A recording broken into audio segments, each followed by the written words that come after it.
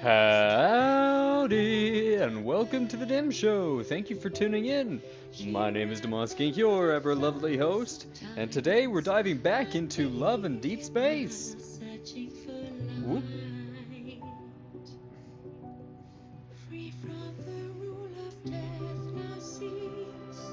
Okay, hold on.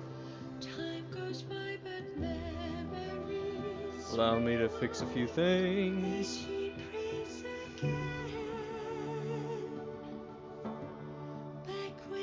Hello, hello, hello.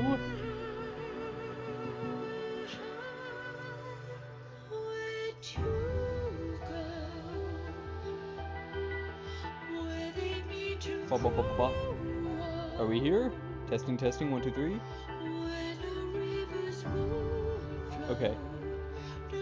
It looks like everything is back and working. Thank goodness. Perfect. Okay. Alrighty, let's get back into it.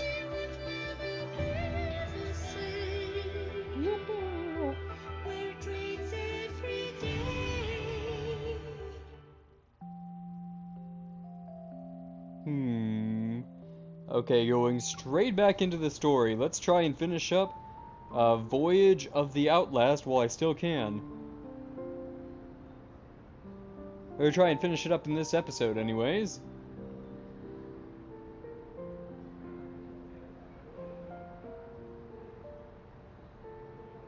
Oh, hello.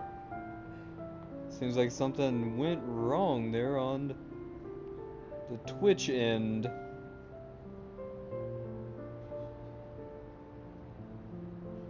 Back to normal? I think we are, okay.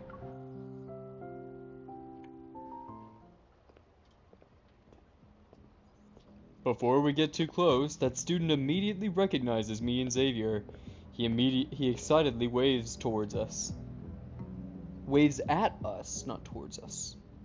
At us. What a coincidence! Why are you here? Were you here? Didn't you say we were going to take a week's leave at home? What brings you back?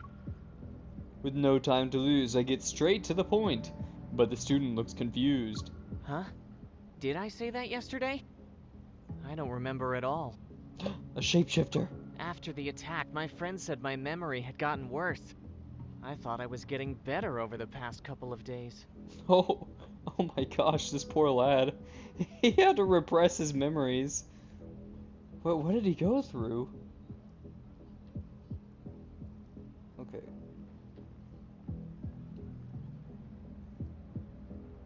Oh my goodness, seems like I'm more and more issues, more and more issues.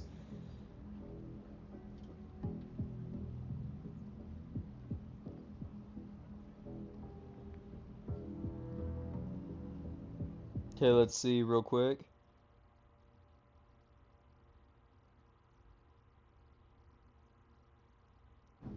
Perfect, there we go. Can't catch a break, can I? I don't like where this is going. I exchange a glance with Xavier, my eyes saying something's wrong. What do you remember then? Do you recall attending a study event around 2 weeks ago? Did anything strange happen at that time? Xavier, slow down. You're asking the poor boy too many A questions. study event? Well, that answers that question. Did you see a girl with brown hair and blue eyes? Girl? Oh my gosh, it's worse than we thought. It wasn't weird, but we did come across something intriguing. Are the... okay, never mind, continue. When we visited the Deepspace Exploration Research Center, there was this unique piece of equipment on the 3rd floor. A unique piece of equipment, you say? For a short while, I felt like I walked straight into a haunted house.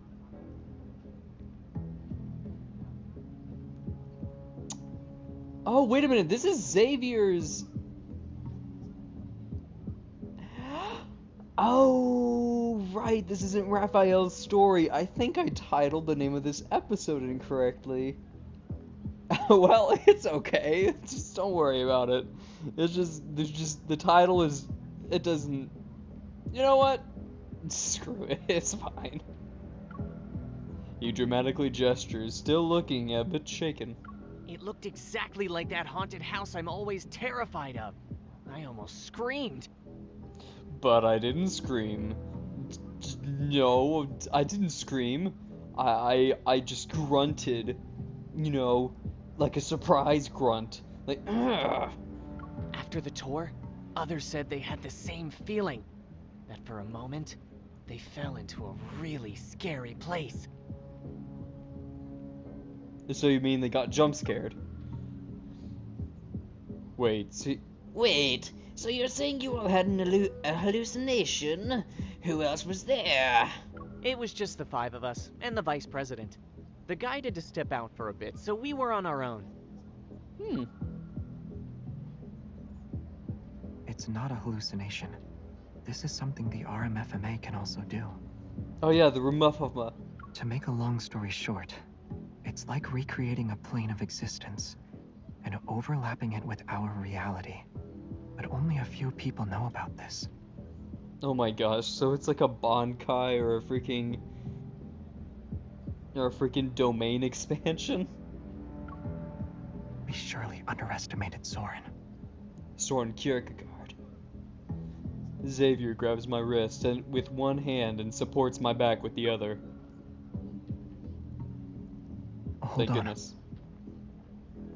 Wait, you know where he is? The research center. He'll get there before us. Whoosh. Whoosh. Daylight's last glimmer sinks below the horizon, and night arrives. As we stand in front of the research center again, the building takes on a more mysterious air under the night sky. Soren stands under the skylight on the 3rd floor. His back faces us. There we go. You're quicker than I thought. Soren Kierkegaard! How dare you! It was you all along! I should have known the moment I saw you. Xavier steps behind him. After a brief pause of tension, Soren turns around. Do you think you can still order me around, Savior? Didn't sound like an order to me. He has a glance at me, then he looks away. You can't, and neither can she. Hey man, listen, you do what you want to do. Obviously you got something going on. I'm not gonna mess with you. Just don't bring me into this. Whatever you two boys got going on, none of my business. A sudden gust of wind stirs the indoor air. My heart trembles as I sense a faint energy fluctuation. Xavier, something's here! A light blade forms in Xavier's hand. I also take out my firearm from my belt holster. I walk over and stand next to him. Let's take down Soren before the Wanderer arrives. But before I can get closer, Soren disappears. Boop.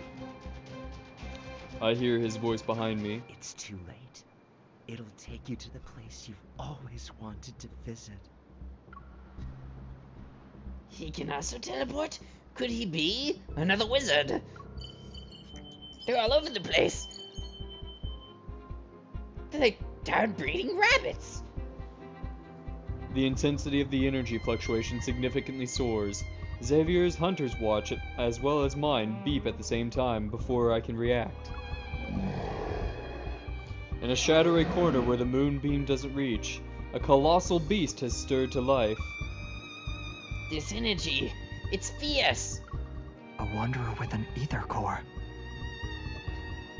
Ah. Well, that can't be good. It can't stay here. We need to lure it out.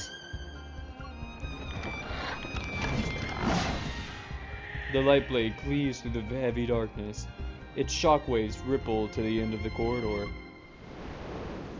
The Wanderer pauses its assault before creating an even fiercer wall of wind. It charges towards us once again. You took the bait. And you took the fall. I'm sorry. A huge shadow looms over us. I turn around and aim my gun. The expected protofield doesn't materialize. Instead, I feel a sudden coolness on my face, as if I'm being pushed down through a barrier. Out of the corner of my eye, before everything goes completely dark, I reach for Xavier's hand, and I grab nothing.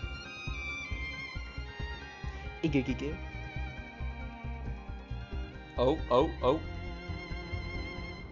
Ooh, what's gonna happen? I don't know. Let's find out. Ah, nature, my weakness. Ah, trees. Nebulae tranquility hang in the sky as if they're the eyes of the universe. Faint rays of light spill over the shadows of trees that sway like waves. This feels like a proto-field. Okay, so the trees aren't real. Thank goodness, thank heavens. Countless waves of both strong and subtle forces swirl through my heart. I stand in this unfamiliar forest enveloped in a thick fog. This definitely isn't a regular proto-field. The energy here is erratic, and the fluctuations are violent. Xavier, can you hear me? I call out to him several times, but only the wind's rustling of branches and leaves answer me. He was probably dragged into the proto-field too. I'll have to find him quickly. I look up, and a meteor strikes across the sky. It leaves behind a trail of fire as it flies past the tops of chaw trees. A meteor. There goes the dinosaurs. Several more follow suit before I can say any more, all of them heading towards one side of the forest. I can't help but follow them. In an instant, the night sky is ablaze with countless rays of light. Wow, this turned south pretty quickly. Meteors pour down like rain. They disperse the fog and darkness which plague the forest as they fall in the same direction.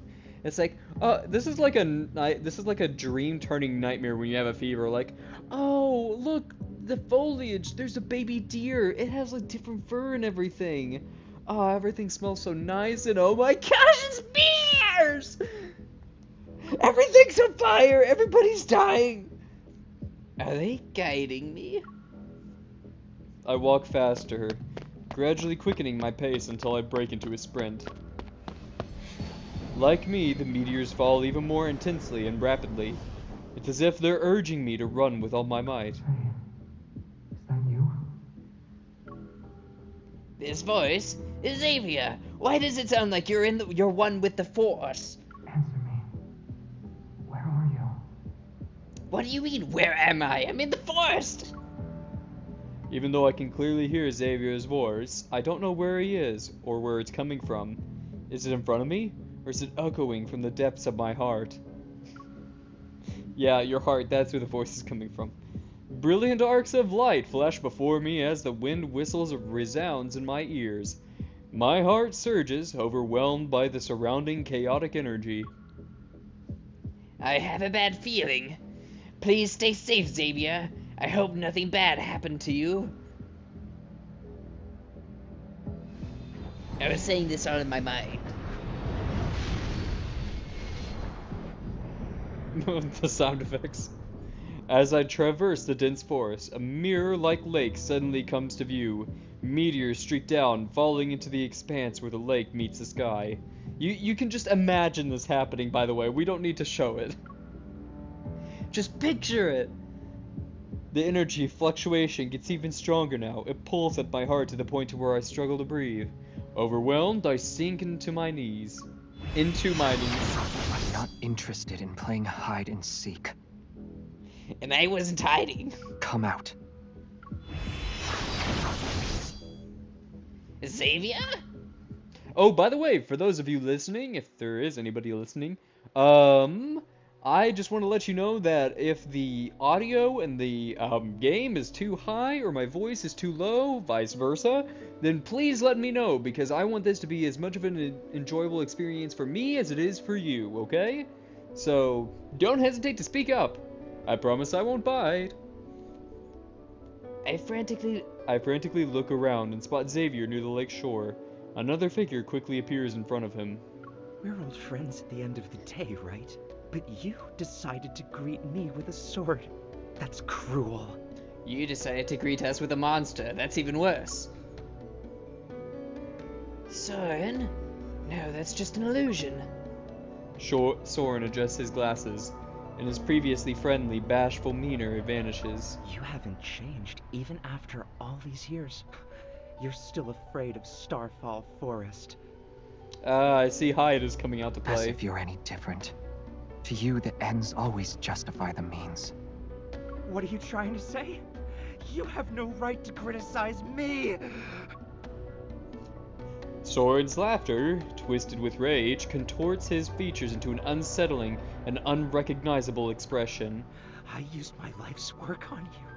I did everything I could to help you pass through the deep space tunnel. See? And what did I get in return?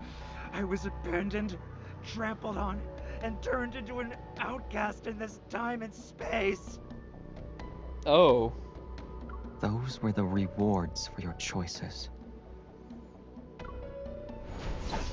I don't think that's the right. I don't think those are the right words you should say in this scenario. When somebody tells you about their suffering, you shouldn't just be like, "Well, you deserve it," in front of their face. I think that'll only make things worse. We're trying to calm him down, not fill him with murderous rage. His figure vanishes with words. He reappears in front of Soren in the blink of an eye, the tip of his sword poised to kill.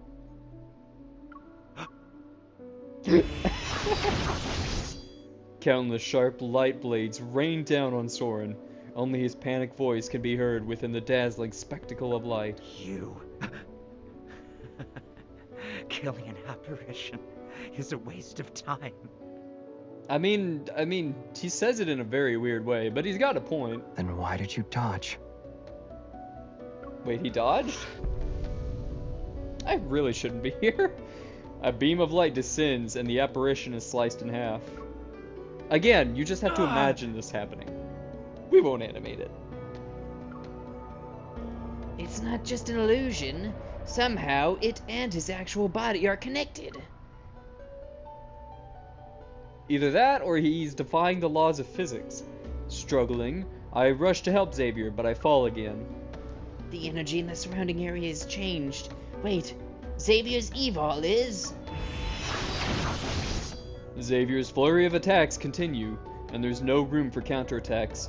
Nothing is out of the ordinary in terms of his appearance, yet. His usually serene sparks of light scatter and fly chaotically around him, as if they lost control, agitated or consumed by something. Appetite? It's time to put an end to this charade. Wait! You can kill me. But what about her? What? Talking about who now? You talking about other women in front of me? How dare you? A meteor falls into the center of the lake. It awakens a sparkling light that twirls into a vague illusion. The silhouette wears a hunter's uniform. It's hard to make out, yet it's unmistakably familiar. It's... me? My head hurts. But why? All this bullcrap. It's taking its toll. Yet it's at this moment I start realizing something. Soren created this illusion to distract Xavier. He's using the lapse in judgment to attack Xavier's mind with his evil. In any other situation... Oh! Howdy, Nasta! Welcome to the DimShow! Thank you for tuning in! Hello! I barely made it in time. Like, barely made it in time to start the show, so... I'm glad I was able to make it. Oh boy. How are you doing? I hope you're doing good. I'm trying to deal with this guy who's fallen asleep while standing up, apparently. In any other situation, Xavier would have no difficulty dealing with this type of evil, but with how chaotic the protofield is, along with his power. The breathing. Xavier falters, but he slowly regains his footing. When he raises his head, his unfocused eyes resemble a frozen lake. They're cold and empty. It can't be her. She's not a sacrifice. Yeah, girl power! I will put an end to everything. I don't like that statement. Hold on now.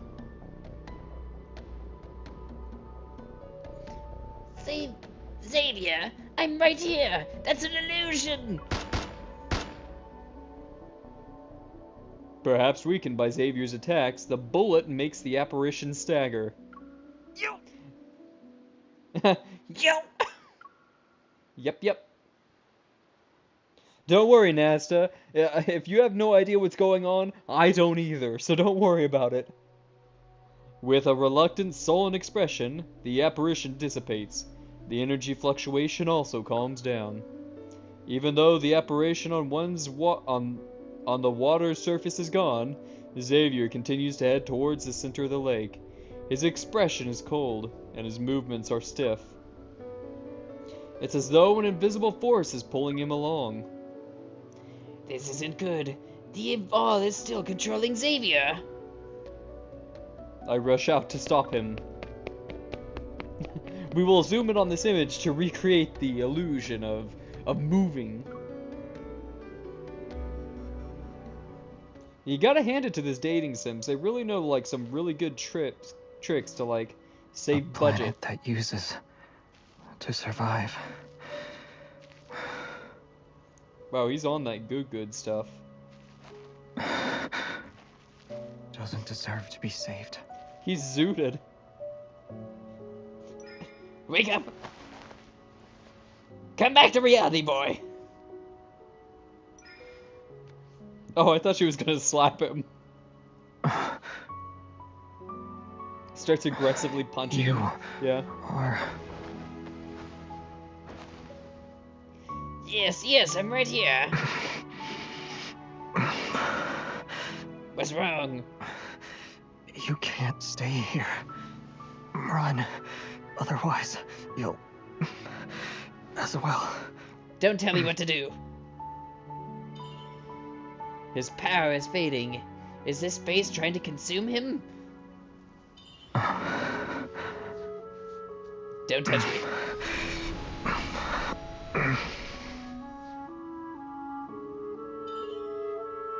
What's going on? Why can't I control your evil?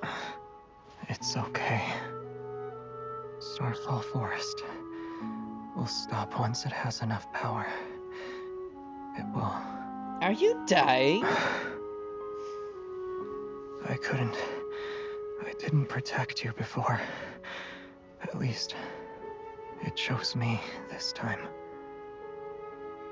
This is all very touching, and I guarantee you I would feel a lot more if I knew what was going on. Enough power? Well, in that case, the Aether Core's power should satisfy it. Oh, the power of pea-flavored magic.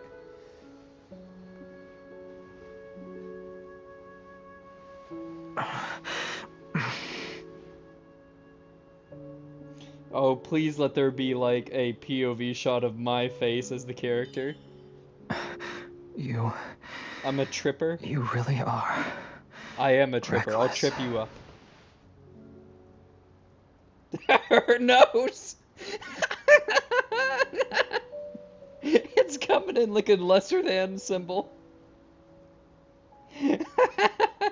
That's a right angle. It's like a boom mic on B movies. Like, oh, nose incoming on the shot. Ah, I love character creation.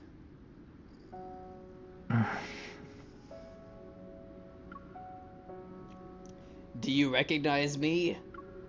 Hey, Hello? are you okay? I mean, I could use a coffee, but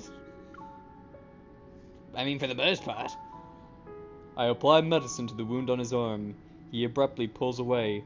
I almost drop the bandage.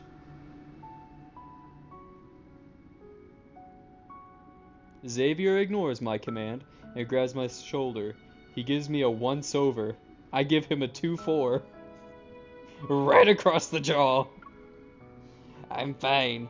Don't tell me you're underestimating the power of an aether core. I underestimated you. I'll never do that again. An ether core's power isn't something anyone should mess with. If you use it carelessly, the protofield would have devoured you. What then? Kinda hot. Well, I can control it. Have faith in your master. Are you sure? I am absolutely confident. His hands grip my shoulders more tightly. I glance at Xavier's pursed lips and pat his tense arm. Are you upset? I'll admit I was a little reckless, but wouldn't you have done the same thing if you were me? Don't be upset, boy. It won't help you heal, and it might affect your evil.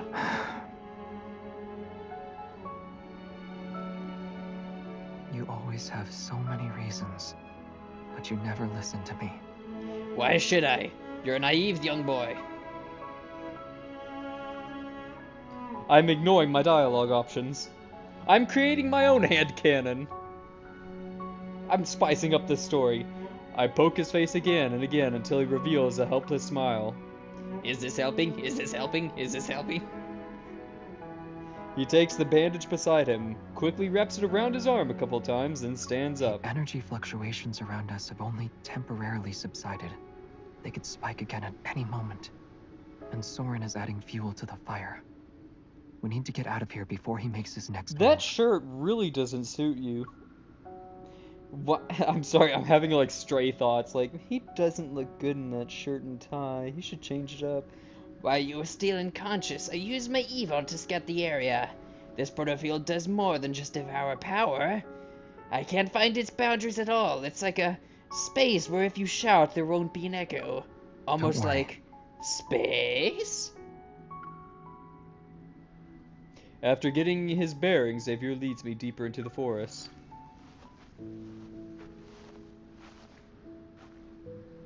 Imagine. The protofield's environment was based on my memories, so there might be something that can help us leave. I've never heard of a wanderer that could invade and read memories before. Yes, you have.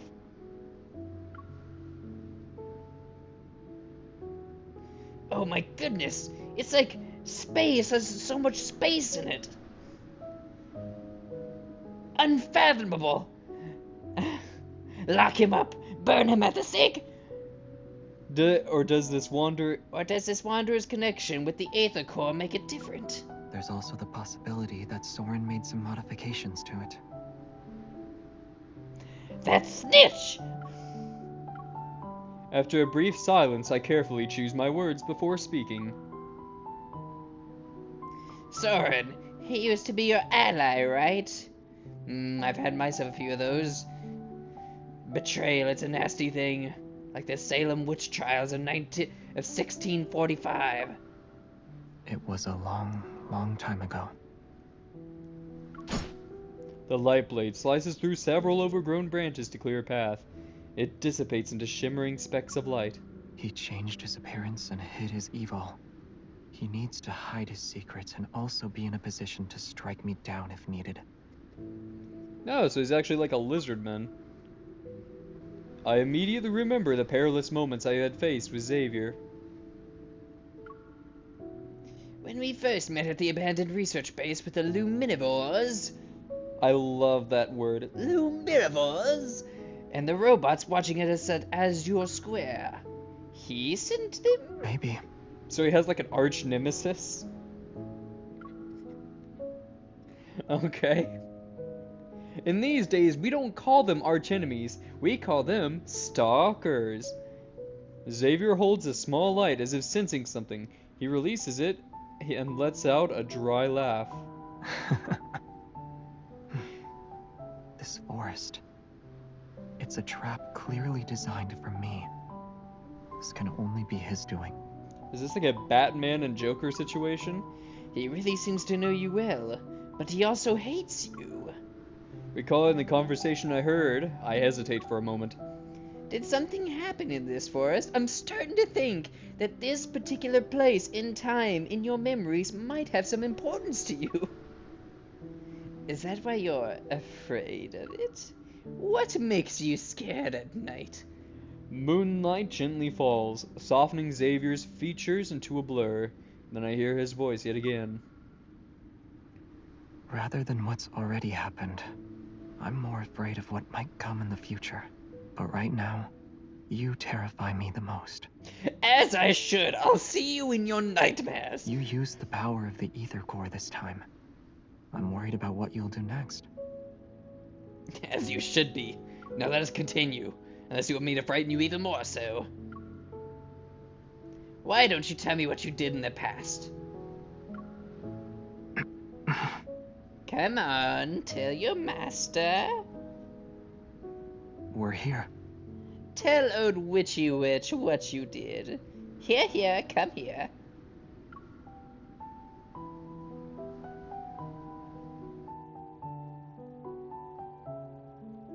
I think my witch voice is getting much better. My voice acting, it's reaching new heights! I can tell! Following his gaze, I see a massive space. Ooh, that is a cool shot. Look at that! I would absolutely love to like go on an adventure in one of those. Unlike the wreckage I saw in the no hunt zone, number 42. Sure, tell yourself whatever you need to. No! Please, believe in me. Tell me I'm doing better. I need you to validate my efforts, otherwise I'll feel like crap. I'm just messing with ya. Thank you. Thank you for backtracking. It makes you a great friend, but a terrible comedian. This one is more intact with far more sophisticated engineering. Inside are various unfamiliar devices that are set up to form a makeshift command center. It's surrounded by papers lying scattered all over the place. You really are here. Yes? You're not planning to use this spaceship to take us out of this protofield, right? It can break through even the most chaotic gravitational energy flux. A protofield might not stand a chance against it. Hold on. Let's just try it and see. Hold on, wait. If this whole place was made inside an illusion, how can you use something that was inside an illusion to break out of the illusion? Traceback 2, Phyllis 1101, PLS, is now online. Oh wait, maybe he's like going to overload it, kind of like crashing a Minecraft server using a bunch of redstone mechanisms. Okay, this kind of makes sense. Phileos. That name sounds familiar. It's my homeland. A place far away from here. Oh, so you're an alien. Okay, that's a good plot point. Great job, developers.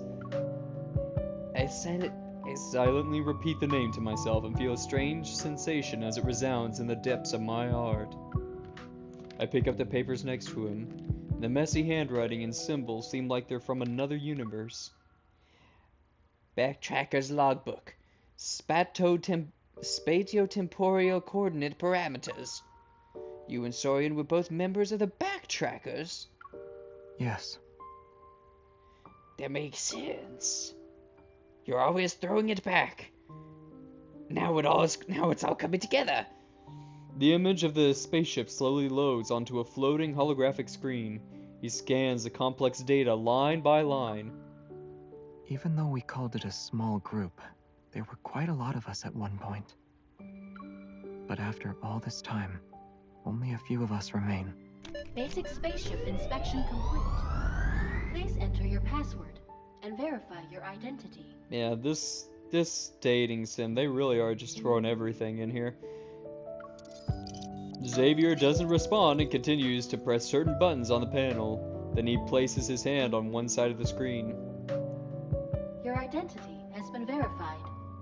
It's been a long time, Captain. Oh, he's the cat. He Prepare for not only departure. is he a, not only is this guy an alien, he is a sailor alien. Understood. Commencing pre-flight checks. A Aren't pilot you going to ask me alien. more questions? Honestly, I feel like there are so many questions, they're kind of just muddled at this point. I think I'm just gonna stay away from that. Space Navy, yeah. The space. He's a part of the Space Marines. Wow. You must have many more questions. I do, won't but hide like I anything. said, it Just would take ask. a lifetime. I do have a lot, like, who were the backtrackers? Why did you come to this world? And where did your spacesuit come from? However, You said everyone has secrets and motives at the very least. I know you're not my enemy. That's all the assurance I need. Besides, now's not the best time for long stories. Tsundere Witch. It's not like I care about you or anything. Now go before I turn you into a toad.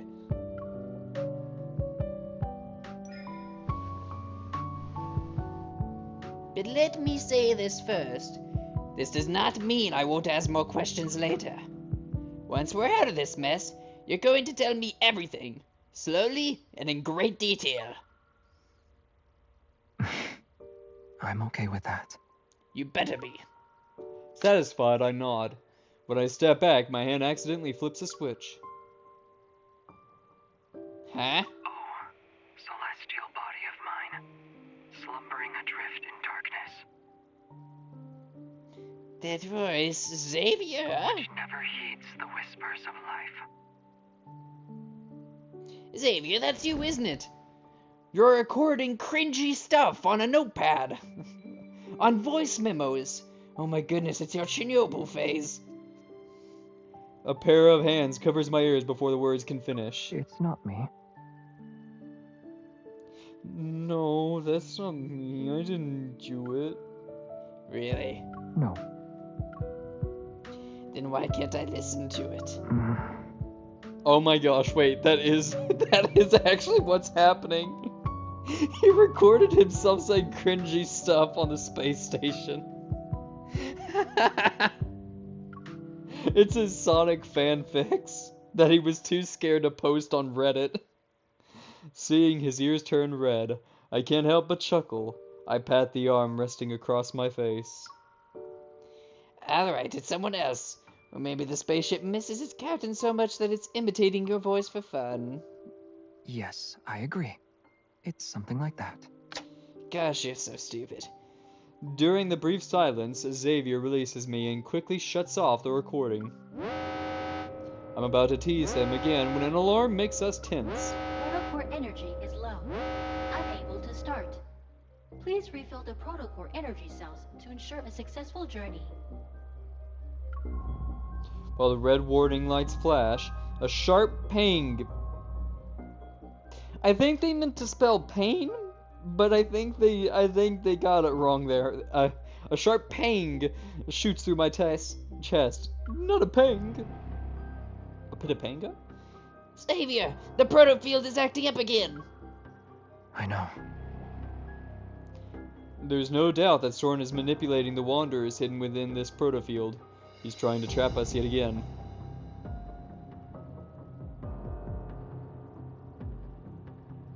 A pang? That is a think. Prepare for launch. I don't know what you're saying. It's not pain, more like a tense feeling. Really? So pang is like an actual word? I had no idea. Huh. Well, you learn something new every day. The more you know. It's recommended to refill the protocore energy cells before takeoff. Do you still want to proceed with the launch? Yes. Understood. Initiating countdown. I don't know if this is a good idea, Captain. Don't worry. That's not gonna help. Before I can object, Xavier pushes me into a seat in the cockpit. Protocore energy isn't the only thing that can fuel this spaceship. I'm going to be using pang so much from now on. Like, wow, that movie was really scary, wasn't it? Oh yeah, really give me a pang. Like, guys, I felt the most pain while watching that movie. It was, like, so crazy. Although it can't support long voyages, escaping this protofield should be no problem. After pressing a few buttons on the control panel, he takes something from the cabin wall and fastens it to his wrist. He sits down in the cockpit and takes my hand. He presses it against his chest, and a sense of foreboding washes over me. I love new words. I need you. You're going to use your evil as fool? That's what I meant to say. Dictionary. Okay, Nesta says dictionary. A sudden sharp pain or feeling or painful emotion. Really? Wow. Oh no, I'm gonna have to use that. Oh man, I love new words. I try to pull my hand away, but he tightly holds on to it. Don't even think about it. The protofield already drained your energy. You're not allowed to use your evil right now. I command it. It's pretty obvious that the fueling the spaceship will be too much for him. It's not a big deal. Using evil as emergency fuel is actually one of this spaceship's unique features. In the past, evil came to our rescue during several crises. It enabled us to make safe emergency landings. Besides, I've got you here with me. You're aware of the changes an ether core can bring. With your current strength, you can resonate and enhance my evil, right?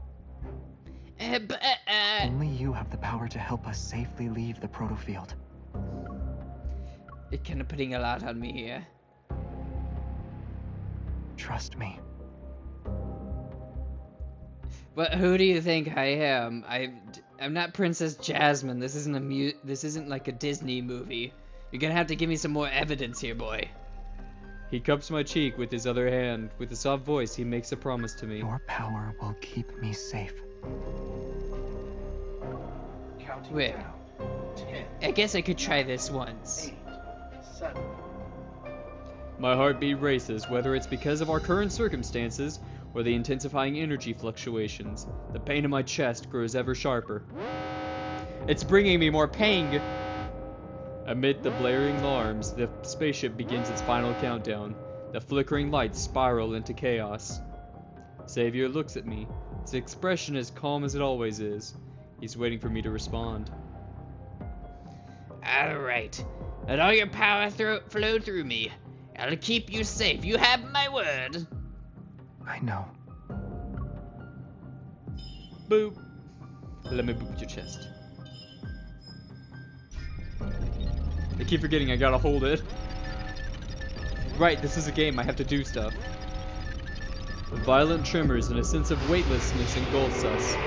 After countless voyages through the boundaries of space, the spaceship plunges into the unknown once more. The chaotic energy crashes into the spaceship. The air currents instantly tear apart the scenery outside the portal hole. I hear a high-pitched whistle. Reading was never my strong suit. As chaos envelops my vision, only one warm force stays tightly connected with me. It flows steadily from my hand and gradually covers the world in a dazzling light. It overwhelms my senses. But then... Weird. It feels like something is suppressing Xavier's evil, preventing the complete resonance. Keep going. I don't know if I like the insinuation that's going on here. Xavier Stop. Get your minds out of the gutter. Xavier tightly presses my hand against his chest. In the blinding light, his gaze stays calm and gentle. I grit my teeth and forge that power into a sharp blade. Slowly but surely, it cuts through the invisible barrier along with the spaceship. You can imagine this. Picture it. Use your imagination. Space itself is ripped open, which creates tremendous energy fluctuations and tremors in the distance. A massive shadow looms. At last. We forced it to show its true form. Get ready. It's time to deal the finishing blow. What? What's happening? What are we doing?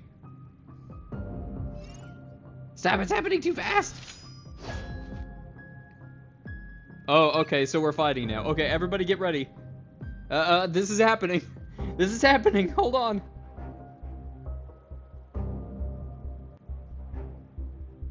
Yes, the combat bit. A wooden sword should be enough for something like this.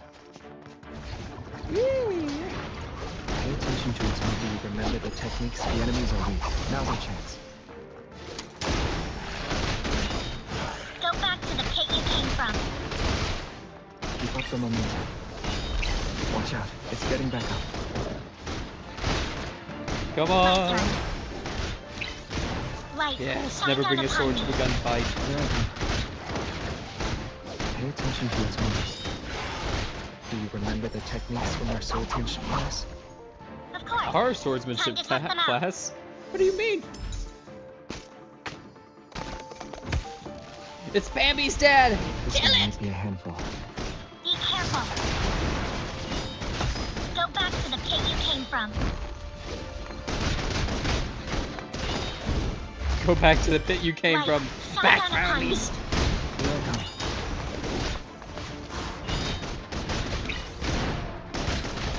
Do you remember the techniques from our swordsmanship class?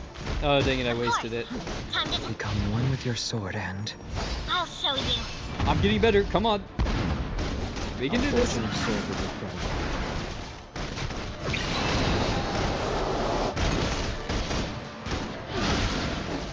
Do you remember the techniques from our Oh swordsmanship my class? goodness, it's so loud. Of course. Time to test them out. So much stuff is happening. Light, shine down upon me. Here I come. I'll show you. Be careful not to get behind me. Oh man, I should.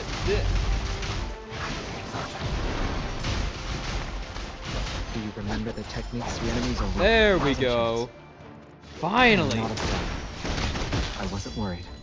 We did it. Yay! Woo, we did it! That was a difficult battle. Oh man, I almost thought I'd go kaput.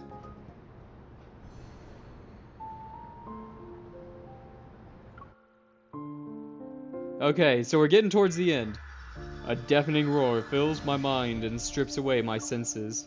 Suddenly, it's as if a rip splits the space. It ushers us into a burst of gentle light and fresh air. After several long seconds, the discomfort fades, and I slowly open my eyes. Everything comes into focus, and there it is, the Rumufumumu, standing serenely just a couple of meters away. We're back in the research center! My senses return to my body. I scramble to my feet and frantically search for Xavier. You're struggling to find me, huh? No. A familiar voice calls out from behind. I turn and see Xavier leaning against a wall nearby. A bright red light at his neck flickers a few times before settling down under my worried gaze. That light is flashing and you still want to crack a I'm joke? fine. Just a little tired. If somebody says this, they are not fine. He opens his palm and hands me the Aether Core fragment. It glows a soft green. For its sake, sit with me for a bit. I suppose I could for a little while. Unable to resist Xavier's expectant eyes, I approach him and sit down. I already sent the collected data and our coordinates back to HQ. The police will also be involved. He'll be here within 15 minutes. Okay, we don't have much time. We need to... I'm about to get up, but he grabs my arm. Let's make the most out of these uninterrupted 15 minutes. What are you talking about? Let's go! I feel a cool touch at my ear and Xavier pulls out a pair of wireless earbuds. There's just enough time for one song. Then we'll be in a hurry again. I don't want to listen to music again. Dadgummit, let me go! Who invites a girl to listen to music with a wireless earbud anyways? if you're going to do it, if you're gonna do it right. Offer me wired earbuds. That way we'd be close enough so we couldn't drift apart. I'm too tired to drift into a place that's far away from you. Hey, And gosh I darn wouldn't, it! There's an order to these even if I things. could.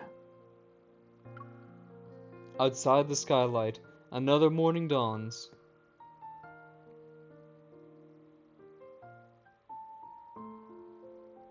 Oh, we're transitioning. Hold on. New picture. As Xavier expected, updating the intel and okay, let's try again. As Xavier expected, updating the intel and what happened on campus is as tough as tracking down the Wanderer. After leaving Prestara University, Xavier unsurprisingly retreats to his bedroom. Meanwhile, I return to the Association with the Aether Core fragment. After a brief mission report, Captain Jenna warns me about our recklessness, but also commends us for successfully completing the mission. With the order to return home and rest, I time my visit to line up with Xavier's recharging period. I bring supplies to the 6th floor. After several rings, Xavier finally opens the door, his hair all tousled. You're finally back. You look like you just woke up. Why are you speaking as if you've been waiting for a while? Well, you just saw me. How can you tell I haven't been waiting long? Dadgummit, his arguments are rock solid. He effortlessly reaches behind me and takes the plastic It bag. felt like forever. Oh, cheeky, aren't you? Boy, you're getting too clever with these. Stop it.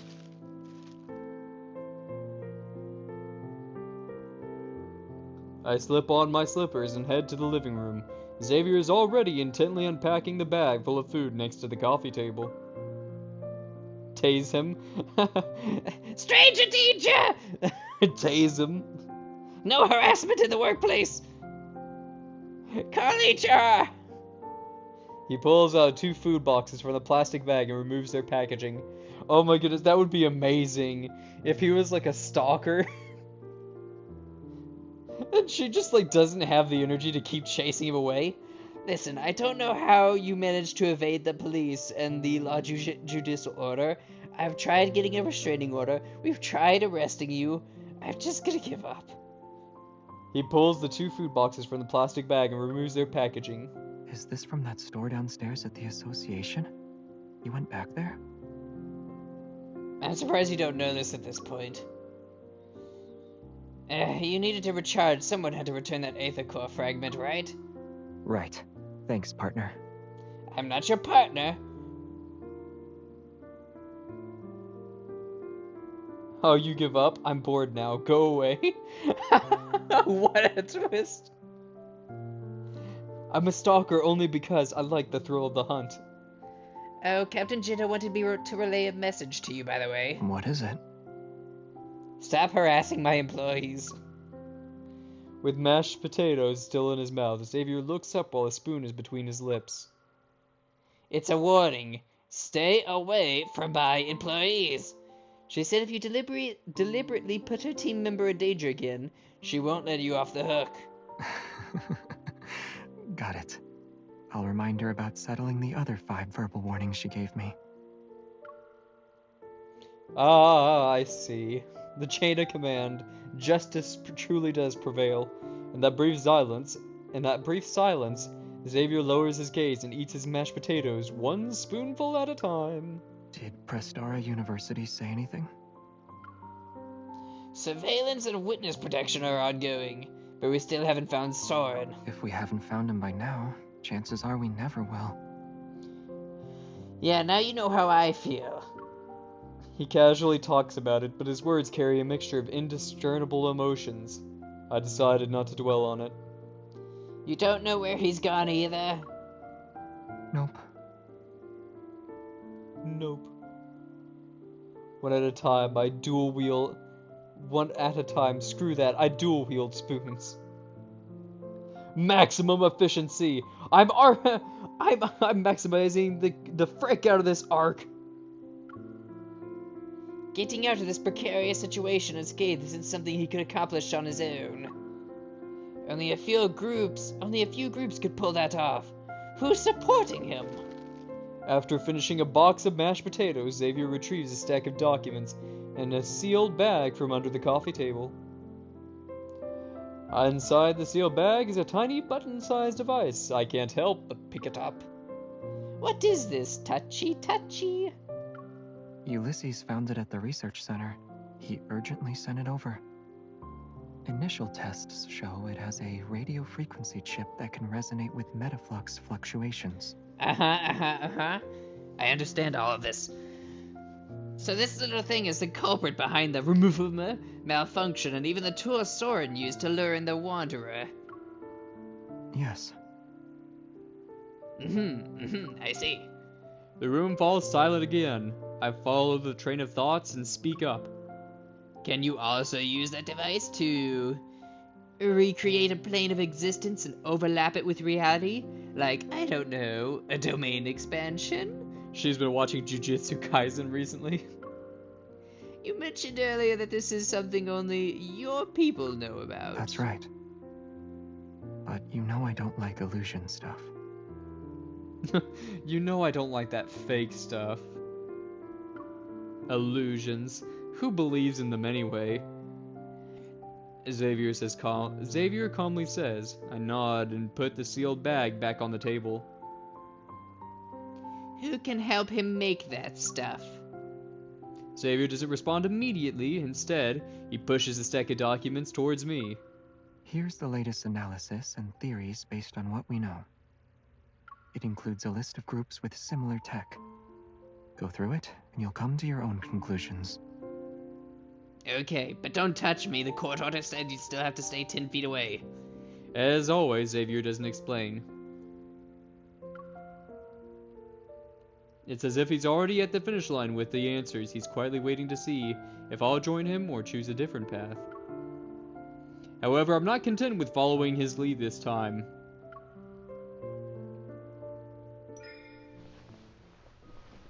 I place my hand over his and stop the documents he's pushing towards me in their tracks. I'll read these later. Xavier, I'd rather trust what you have to say right now. Of course I trust you. Now remember, speak into this microphone. After a brief pause, Xavier purses his lips and finally meets my intense gaze.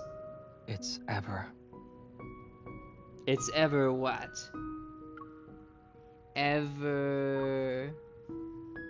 Oh, right, that's the name of, like, the evil people, okay. They know everything you know, and they've had their eyes on you for quite some time, correct? Yes. That makes them our common enemy then, or common ally, considering that, you know, you're kind of getting what you deserve with the stalking biz. Outside, the leaves rustle as the wind slips through the gap in the window. The curtains flutter. My shadow merges with Xavier's, and it feels like the impenetrable door in his heart has opened slightly. To which I close it immediately and take 10 steps back.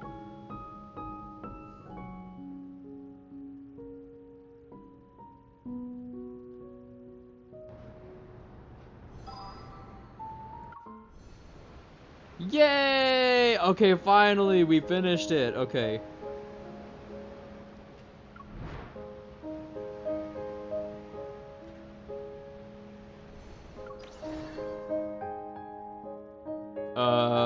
What?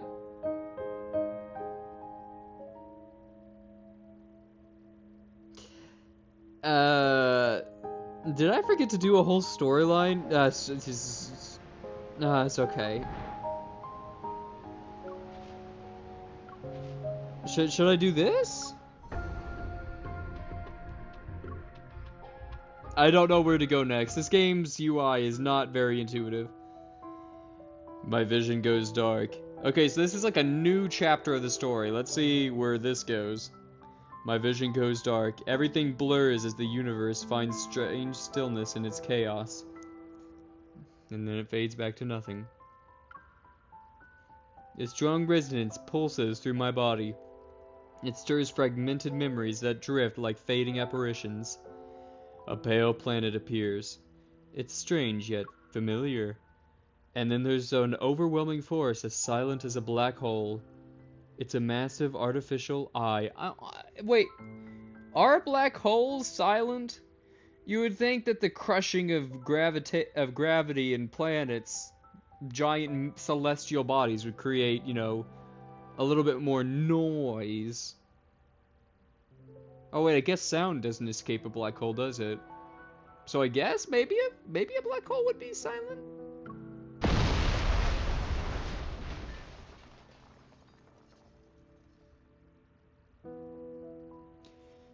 It's been a while since I dreamed about the explosion. Looking back, those roaring flames feel surreal, like a distant nightmare. Ah, okay, so a black hole would be silent, like a fart in the wind. So the searing heart in my dreams is still vivid, but the pain in my heart is gone.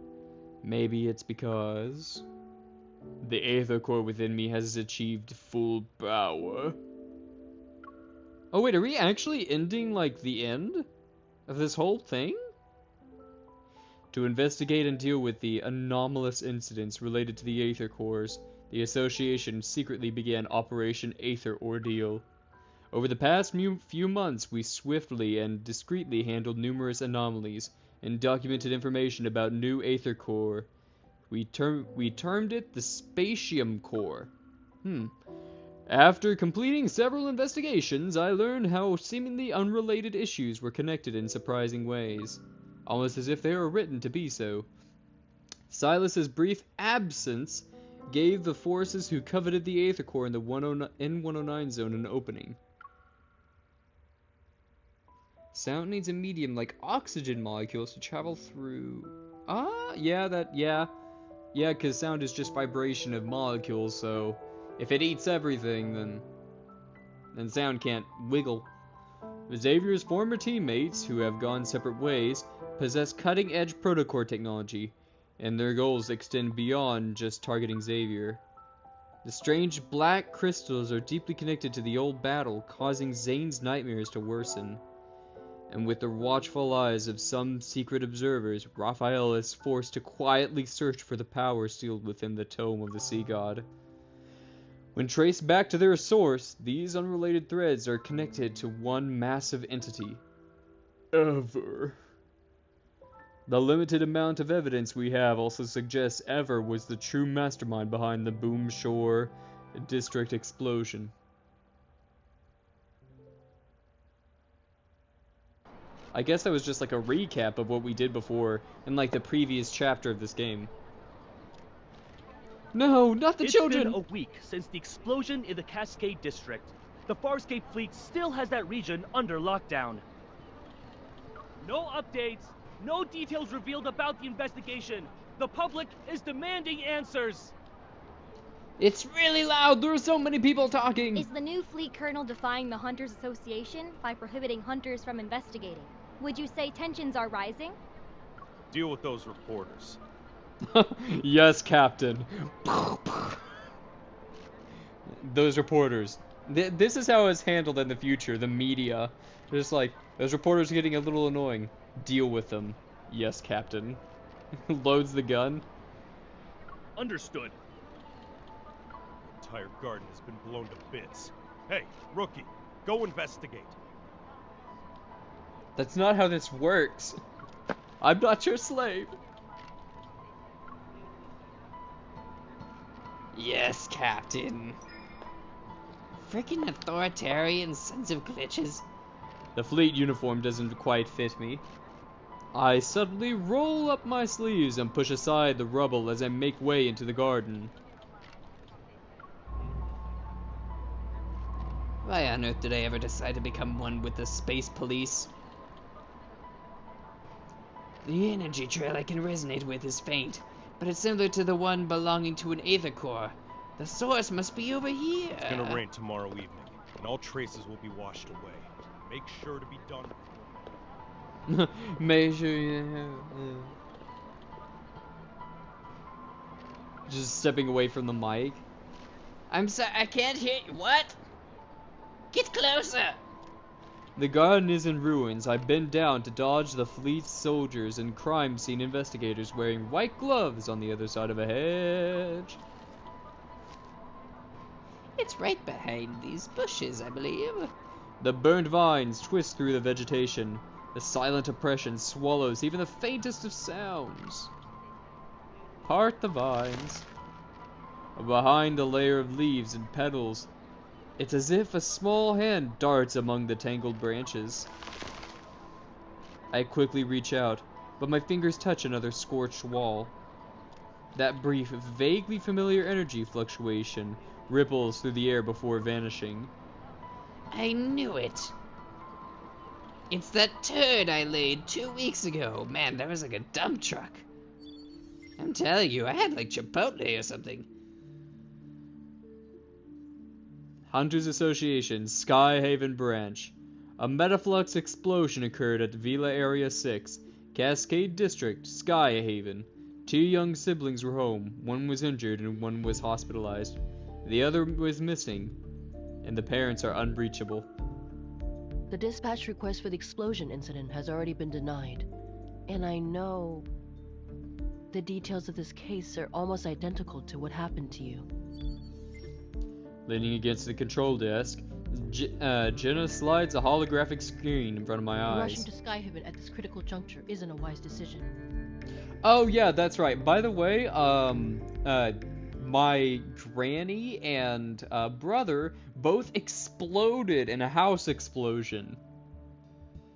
They both died. This happened pretty early in the story, and it was very shocking. It's like watching it would be like watching what do kids watch these days? It would be like watching Blue's Clues, and then just all of a sudden Blue gets shoved into like a wood chipper. Just in one episode, inexplicably. You're like, oh my gosh! But rushing to Skyhaven at the she already said that. If I suggested you don't get involved for now, would you consider it? I'm sorry, Captain, I cannot do that. I yearn for blood. Seeing the glaring denied on the screen, I try to calm myself. Blue Sky Dude, wood chip too! Wow. But even if it's unrelated to that incident, it might involve the Aether Core. There's no reason for the Association to object. It's not them who are interfering. It's the Farspace fleet's doing.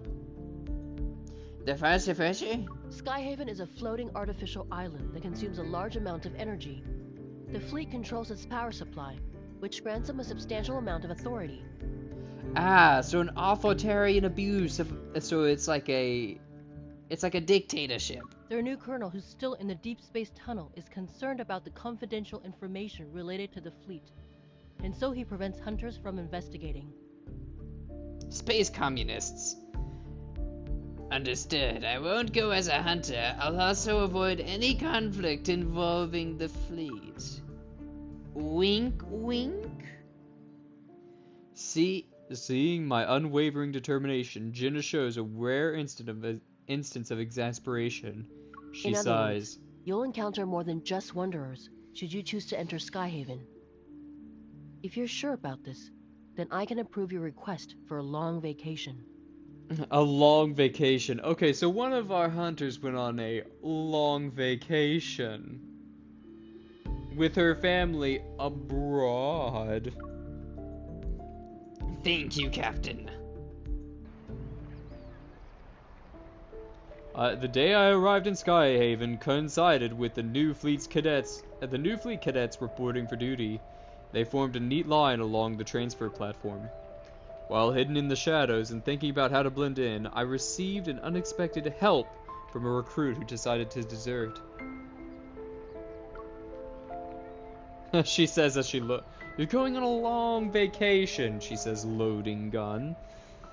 In exchange for my silence, I took her place and successfully moved into the temporary living quarters for new cadets. When tasks were assigned, I relied on these cadets' burning ambition for flight duties, so that I was left with the unwanted ground support role. As it happened, it happened as a result, I was brought to the explosion site in the Cascade District. I never imagined I'd find myself in Skyhaven for a reason as this. Caleb. Oh, that's the name of my dead brother, by the way. A cold metal chain touches my neck. It's the necklace I once gave to Caleb. I miss you. Find anything, rookie? With a stern expression, the captain walks over. I come to my senses and shake my head. Captain, I haven't seen anything suspicious. I am not anything suspicious. These are not the this is not the witch you're looking for. Keep your eyes peeled and give it another once-over. If you miss anything, it won't be just you facing the consequences when the Colonel's starship returns. Wow, threats already. This is my first day here and I'm already receiving threats. I am human, I swear. Hello, fellow human. I don't know what's with this new colonial, since he's butting heads with the association. It's probably better to avoid him. I definitely sensed an aether core earlier. If they blocked off the area because of it, I need to move fast. I have a question, Captain. Usually the explosions like these involve casualties or people who are severely injured. How can there be individuals who have gone missing? How did this fleet confirm this? I also heard we weren't sent here to test for traces of... Don't poke your nose in places where it doesn't belong. Mind your own business. Yeah, I don't know what she was expecting by asking a captain the questions like this. Like, obviously it's a question you shouldn't be mentioning, like a topic you shouldn't touch. Like, by the way, I'm kind of new here. Could you tell me confidential secrets and details? Into the mic, please. Just a normal average employee. Nothing suspicious. As expected, everyone in the fleet is keeping quiet about the circumstances surrounding the explosion. Then why did you ask? Captain, a suspect just appeared. He showed up in HQ. What did you just say? The Colonel's starship will be on the HQ's runway in 10 minutes. Command issued an emergency order. We need to head back and deal with the intruder before the Colonel returns. Yes, a chance to escape. I mean, let's go help. They're already here. If things get too chaotic, I might use it to my advantage. Oh wow, she was thinking the same thing. Good, smart thinking. You say chaos, I say distraction. Look, it's the throat! Colonel, everything is ready. We'll be landing in Skyhaven without a problem. Oh my gosh. The voice acting. Do we have any leads yet on the traitor who almost sank us in deep space 3 days ago? I'm afraid not. Maybe our navigation was off. It could have also been unexpected turbulence.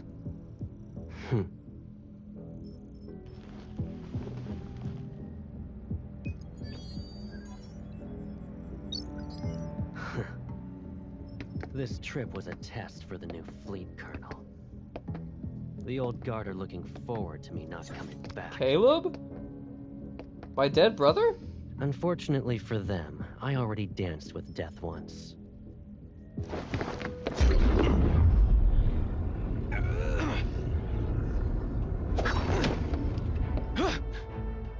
I won't die again. What is happening? You've chosen treason, so the consequences are still the same. Why is his voice? Why is his heavy breathing so much louder than everything else? Oh. You don't need to return to Skype.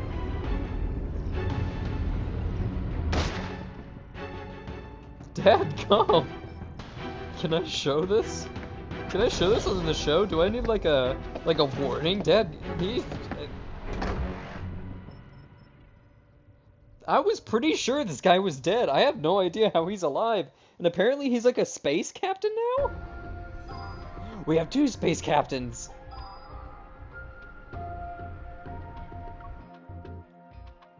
No clue what's going on.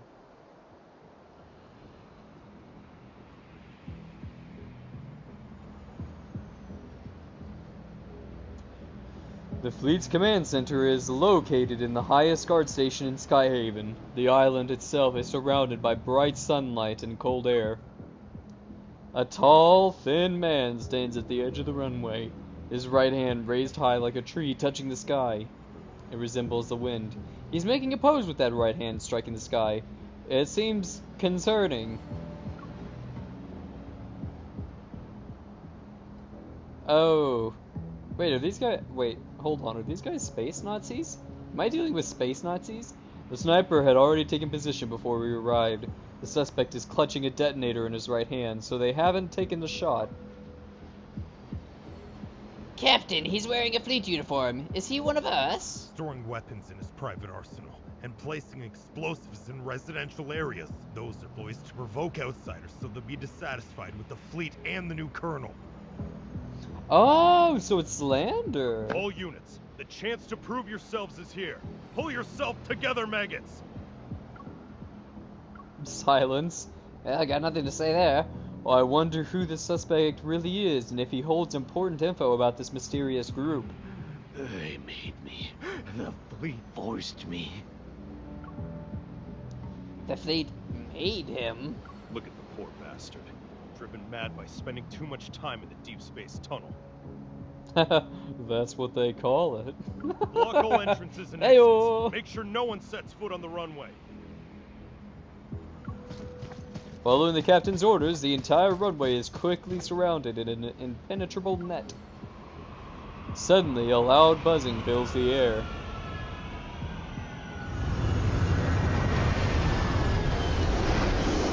My ears!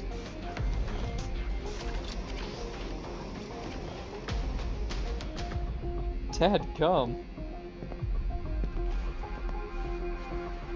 Oh, code.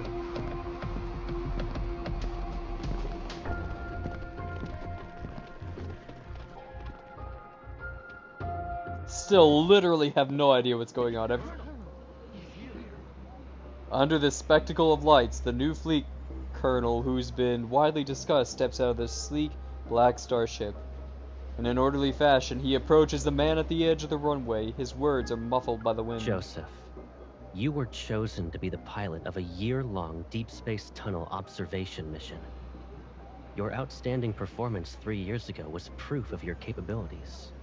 I think these might actually be space Nazis. His voice, it sounds familiar. I wonder which one is easier to recognize a person by. Is it easier to recognize a person's voice? Or is it easier to recognize their face and appearance? Like, after a while, does somebody's, like, voice and cadence become so intrinsic that it's as easy to tell, like, their... who's speaking just by the sound of their, like, voice? Really makes you think. The crowd blocks my views, and I can only catch a glimpse of the figure through the gaps. His silver armband reflects a dazzling light. You would have enjoyed the privileges befitting a skilled officer after your return. But 2 months ago, your wife and child died in the fleet's brig. Yep, that would do it. Believing you revealed the fleet's secrets during your mission, you put your family under house arrest. They had died as a result. Oh, wait a minute, what? So the guy, the mad crazy dude, revealed secrets about space Nazis. The space Nazis put his family under house arrest, and because they didn't have access to any, like, food, water, or nutrients, they died? You're the person behind the Cascade District's explosion, yes? And you were trying to make a statement to the fleet by attacking its members. You know why? I don't think this is a mentally stable individual. I think you should step back, considering he has a bomb. I'm glad you're up for conversation right now, Captain, but please take a few steps back. Joseph sounds as if his vocal cords have been torn, his voice unpleasant to the ear. And yet the information I collected tells a different story. After your mission ended 2 years ago, You were suffering from the effects of long-term exposure to cosmic radiation. Your memories were severely affected. Wait, that's Hence, a thing? You received a prescription for the psychotropic drug Cybazin at the medical center. Oh, he is a druggie. But you went ahead and increased the dosage on your own. Wow, You so he is on probably weren't something. aware that a Cybazin addiction can lead to cognitive dissonance and confusion. That's why, after your overdose, you accidentally killed your wife and child. Oh. Oh my gosh. When you recovered, you created a lie to escape from the pain of what you've done. Well, why are you saying all this in front of me? Like, do I need to know this? Now it just feels sad. No, that's not possible. You made me do it. You planted a mind control device in me. It's that chip. A mind control device?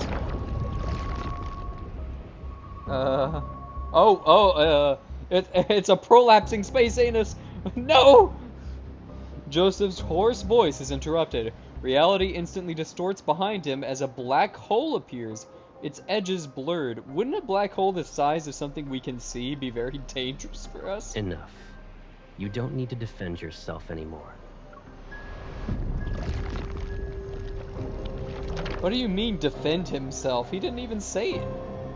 As soon as the colonel finishes speaking, the man and the detonator are consumed by the black hole in the blink of an eye.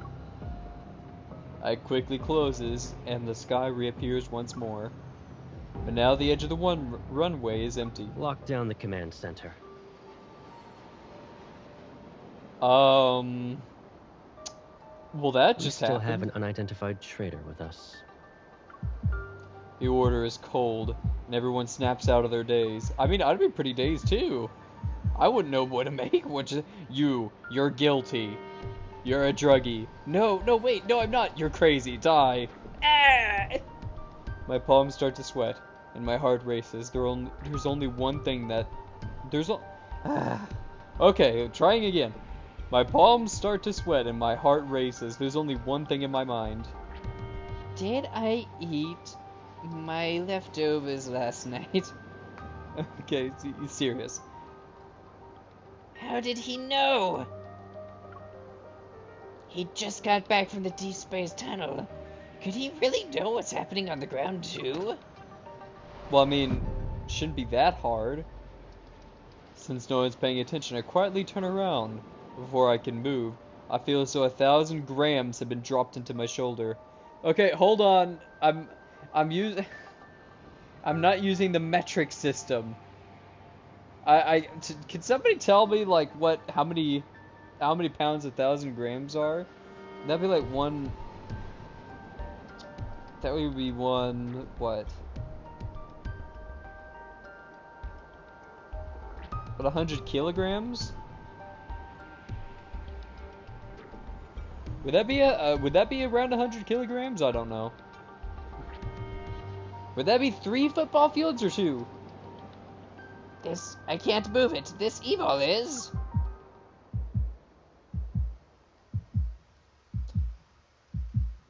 Caleb, please. I'm really fine. I'm just going out to buy some snacks. I'll be fine. And did you forget how you came back home injured? That was when you went out to buy snacks too. Yeah, Caleb is my brother, by the way. It's also the gravity evil. The sound of footsteps stops behind me. A long shadow is cast. The moment the voice speaks, my blood freezes. It's not because I'm scared. I heard this voice before. I know this voice. I'll immediately start an investigation into her identity. No need. I'll do it myself. My mind goes blank. It's as if the noise around me has been filtered out. I mean, like, how would one react? Caleb, is it truly you? Caleb, my boy. My brother.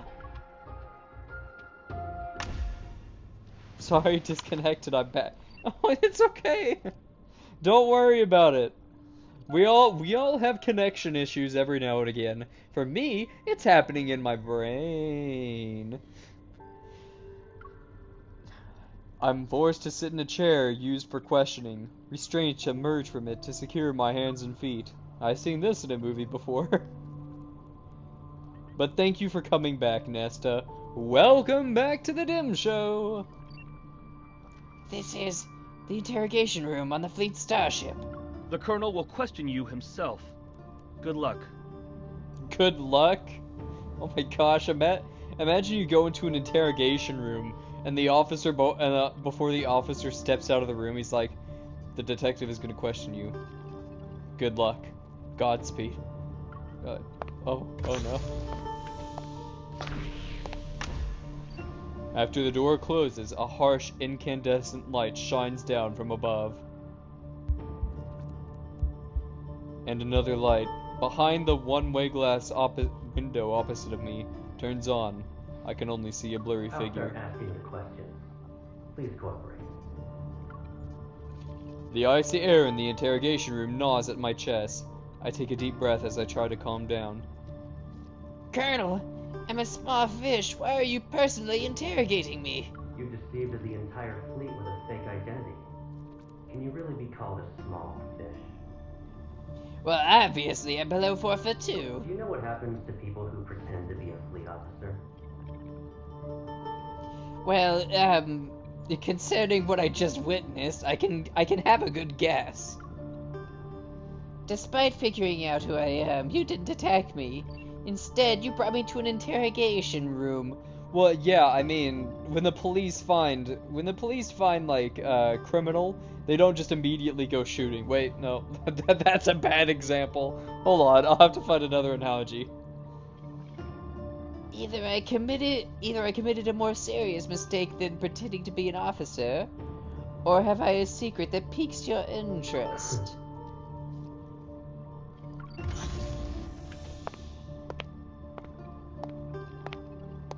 The light behind the glass wall flickers twice and the silhouette vanishes. We couldn't animate this, but, you know, just imagine. He enters the room without missing a beat, his military boots touching the alloyed floor. Oh, but we're gonna animate this. If you understand the situation, then let's go ahead and have a nice chat.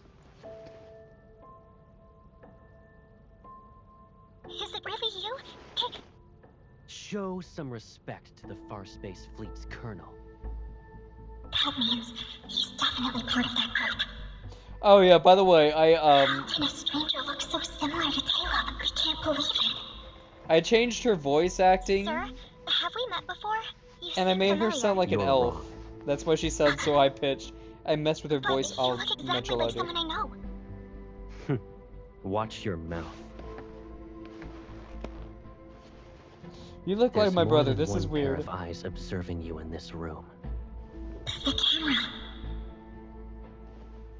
If he really is Caleb, could there be a secret behind all this? What do you mean she sounds off? She sounds All right. perfectly amazing.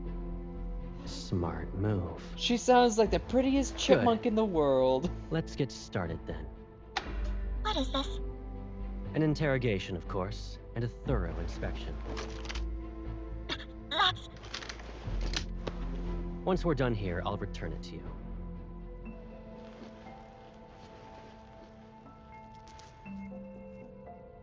It belonged to someone from my childhood. He died in an explosion, like the one in the Cascade District. I miss him. Sir, can you tell me something? If that person hadn't died, would he support me even now? In the Far Space Fleet, there are only soldiers and officers. Then, what about you? Will you support me? Why are you asking this Do what to you're him? told and don't cause any trouble.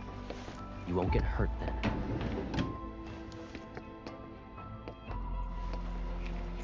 What's this? It's a mood tracker. The Yeah, cameras that's in what this you room call it. Scan your iris and facial movements Great before name. sending the data straight through a terminal. That, along with the monitor's information, will be analyzed to gauge your emotional stability. In other words, there's a catch. You can't lie, no matter what. So it's a lie detector. You It's could have just said it was a necessary. lie detector. Be obedient and it'll be over before you know it. Calm down, kitten. Calm down, kitten. Daddy has some questions. Did you pretend to be an officer just so you could investigate the Ether Core? Be honest. What? He knows about the Ether Core, but... I don't know. I told you before, you're not allowed to lie. I didn't. Recently, there was a large energy explosion in the N109 zone, related to an Ether Core. Did he? At that time, you disappeared without a trace, and didn't check in with any organization. But you weren't punished upon your return. Our intel suggests you were in the N109 zone. Didn't he just say he put a lie detector on? I don't you? understand. Allow me to remind you that we are in Skyhaven. We're above the clouds, and even the World Evol government has to abide by the fleet. Your survival here, and your chance at being able to leave this place alive, depend on your honesty and willingness to follow my orders. This is getting kind of spicy. I Oh. will ask again. Did you come to Skyhaven for the Ether Core? Is he really Caleb? Yeah. Answer. Yeah, he is. He is my brother. Remember, the camera is watching. You Which must makes tell this the all truth. the more weirder. Man, the developers were really cooking with this game, I He's guess. reminding me that there's surveillance, so I can't They're say cooking anything. with forbidden ingredients. I'm telling the truth. I'm not related to anything involving an Ether Core. This is your last chance. I don't know anything.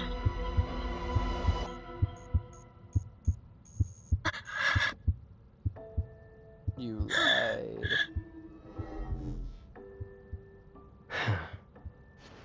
You passed. We clearly did not. Oh wait, is he like on our side? Surprised? Sure, it's been a while, but you already forgot about me? It's you, right? Caleb. Please give us Is there explanations. another me in the world? Did I scare you? What is happening? I don't know. It is you. Caleb. Oh, howdy, Miss Coffee. Welcome to the DimShow. Thank you for tuning in. Oh, why are we touching him like that? Yep, this is Caleb's story. I'm back. Hello. Oh, okay, this is nice and wholesome. I love this. Aww. Yay! I'm actually kind of excited about this. I was really distraught when Caleb died.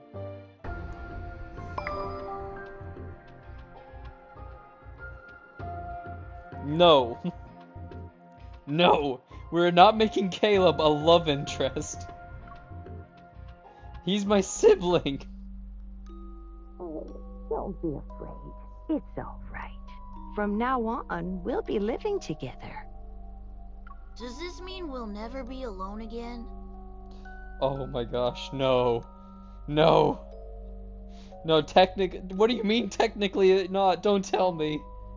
Are you telling me he's a stepbrother? Starting today, I'll be No! your grandpa. No! No!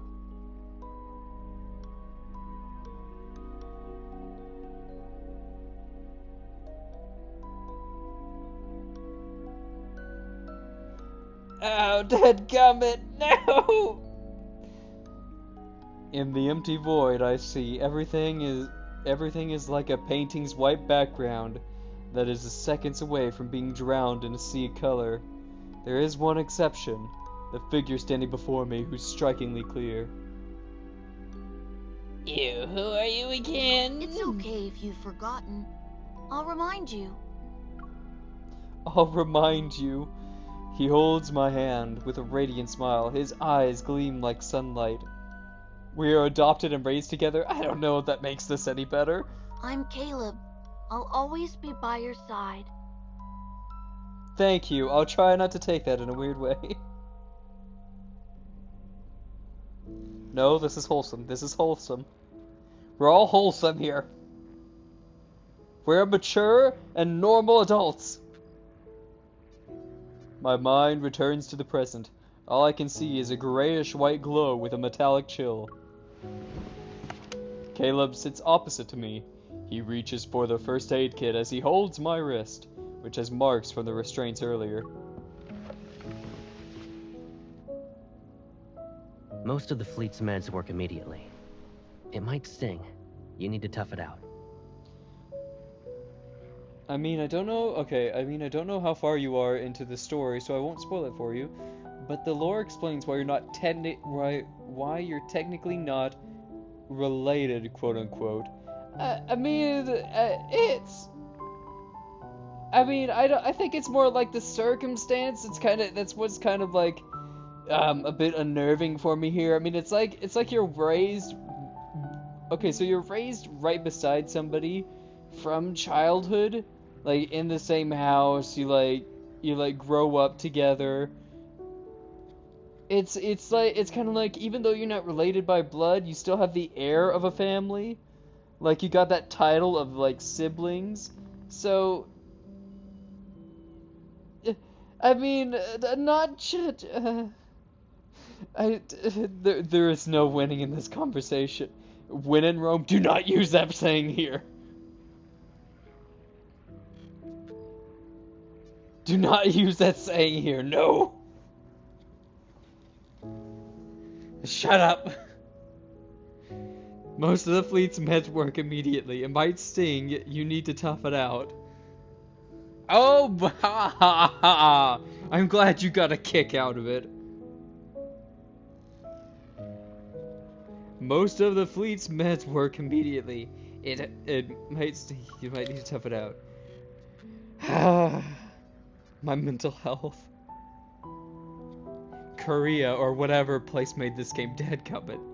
His tender care is completely different from the cold, intimidating facade he wore in the interrogation room. I can't even read. My brain is not thinking straight. I need to be sure that it's really you. You still can't believe I'm back? Not really, no. You exploded in a fiery inferno. He gently holds my hand. Do I need to do a formal introduction? He meets my gaze, and his voice softens as mirth appears in my eyes. Mirth. I'm Caleb. I'll always be by your side. Okay, don't say that with that much breathy. Those familiar words and kind voice are truly unique. No? This is wholesome. This is a wholesome thing that's happening here. I exhale, my racing heart finally calms down. Dead brother came back to us. We're happy. You were scary in that interrogation room, but now... Yeah, what did happen to you? Why did you suddenly turn from, like, friendly, like, brotherly, like, figure into Space Captain Nazi? I shake my bandaged wrist, and then slam my hand down on the bed next to Caleb when he's about to stand up. I get in his way yet again. It's my turn to interrogate you. Okay, how do we... Ooh, great. Wait, is Grandma still alive? Are both of them still okay? Did I go through all that emotional trauma for nothing? Okay, I need to ask, how's Grandma? How's Grandma? If you're here, she must be okay too, right? I'm sorry. I couldn't protect both of you. Well, scrap. Got my hopes up. As Caleb's gaze loses some of its light, the faint hope in my heart breaks. Oof. Alright, let's move on. You might start crying again if we don't. Yeah, point that out. Well, okay, tears aside. Dry it up. Women. Alright, okay. We finally reunited. If Gran knew, she'd want you to cheer up. Okay, getting over that. Yep, yeah, why didn't you contact me? You survived. Why didn't you contact me? And you're a colonel now? Well... He turns to look out of the window. The night sky resembles a stark, flowing river. If I didn't join the fleet, I would have been abandoned. The plug do you mean abandoned? Are you like some puppy? That's just how things work, Pipsqueak. Oh, why does the MC get a witch voice? Well, you see, okay, so a bit of explanation. To spice things up, I have decided to, add some backstory to the MC to make things a bit more interesting. And in my head canon, she is a typical witch, like the one you would see from The Wizard of Oz. Shut up, I did not get bored, I'm having fun. So, I decided to, like, you know, like the witches that you see in, like, media, they have, like, green warts and stuff. I'm just imagining how funny it would be if, like, we go into this, like, dating sim, and with all these, like, really hot, like, characters, like, you know, there's this guy, not saying that, you know, I'm not into that, but, you know, he's hot, but like all these characters and stuff, and then just all of a sudden you see like this straight up witch from like mythology, ancient mythology, and she's just like brewing potions in the background, like, yeah! Okay, so that's what you decide to dwell on. Okay, we're moving on. So, I couldn't contact you.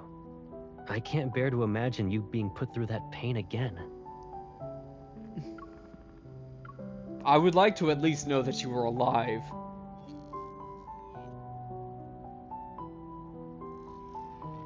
You should see the blondie. He is a looker. You people. Sometimes. Caleb isn't exactly interested in explaining, so I don't press him. What matters is that he's alive. Yeah, that is true. So what happened when the whole house went kaboom?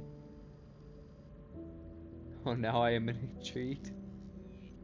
Son of a glitch. What happened? The lore is expanding. They're getting hooked. What happened after the explosion? The police and the Hunters Association had said... I don't really remember. It was like a dream, to be honest. When I woke up, I assumed it was connected to the ether core. What?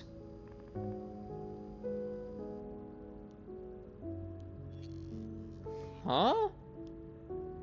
Sorry, I just saw something appear on like my screen in Twitch. Okay, sorry about that, guys. Something happened to the Twitch side, and that was just peculiar. The ADHD, the robotic ADHD, it immediately sees something new on my screen, and I'm like, ooh, hello. So you already knew it. Twitch be twitching, that is true. That's all. You just knew? Thank you for the explanation, Captain Obligatory. Caleb closes the first aid kit and stands up. He returns it to the cupboard. You can just imagine all this happening, by the way. After all that interrogating, shouldn't we relax? You've been running around all day and must be exhausted. Let's get something to eat. Yeah, let's get something to eat. Why don't we relax in the interrogation room? Colonel, the captain of the 3rd Squadron would like to speak with you. He suggested solitary confinement for the traitor you captured. Oh my gosh, somebody steps in. He suggested solitary confinement for the traitor you captured. He opens the door and he just sees this happening. He's like, never mind. Just walks away. Like, make sure to erase the camera footage when you're finished. Come back to me when the bauble around his neck grows a brain. Oh my gosh. Wow, Caleb. You've gotten a bit more biting since I last saw you. Caleb, you're being really strict. Strict? Me? His armband shines. Maintaining his stern expression, Caleb returns to my side. I haven't even disciplined you. And your cover's so good that you're living in the officer barracks? I don't wanna hear you saying that. I don't wanna hear about any punishments from you. I love seeing him in his uniform. Okay, calm down. Hold it. He helps me off the bed, cradling my injured wrist. He inspects my body from my shoulders down to my waist. Pack up your stuff. You can stay at my place, you know. I don't live at HQ. You don't so want a spanking? Oh my god. Get yourself a drink. You're too thirsty right now. This is family friendly. Awesome. I'm still a traitor to the fleet. It might be weird if I'm suddenly accompanying the colonel everywhere. But if I use this aphrodisiac I brewed back in my hut, things might be different. Love and Deepspace is family friendly. There are circumstances to this. He lowers my guard and he lowers my wrist and taps on the other one. Understanding his intentions, I turn around to let him check my back. Besides, I let the audience know when they should cover the children's eyes.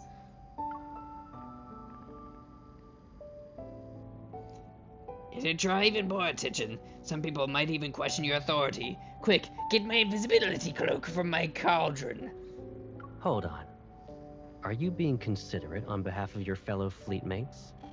Or do you actually want me to prove your guilt so you'll be locked up? The things I did to Silas Knight Rendezvous is things I wouldn't want my family to see. I see. Your family thanks you for your consideration. Oh my gosh. Okay. That did. I need a second. Hold on. I need to erase that. Hold up. Where's the? I wish my brain could take bleach. Where's the Control-Alt-Delete for my brain's history tab? Once the inspection is done, I am a menace. Nice to meet you, Menace. I'm Demas. I hope we can get along while I'm trying to do this show. Once the inspection is done, Caleb moves over to face me. Don't I can't worry. even think straight. If anyone dares to question your identity, tell them you're my new adjutant. Honestly, in the space Nazi thing, I don't think anybody would question it. They're just like, abuse of authority to get somebody to a higher position? That's normal. Oh, so you wanted me to use your influence anyways? It's an order. Aye, aye, Captain. What am I doing with my life? Is that not what he is? Is he not a space Nazi? I mean, he looks the part, and we're in space. He chuckles, taking off his hat. He places it on my head. The Colonel's whereabouts are classified. The same goes for the people around him.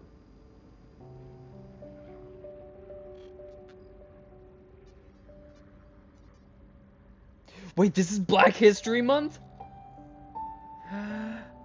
Oh, I take back what I just said. Oh, I'm so sorry.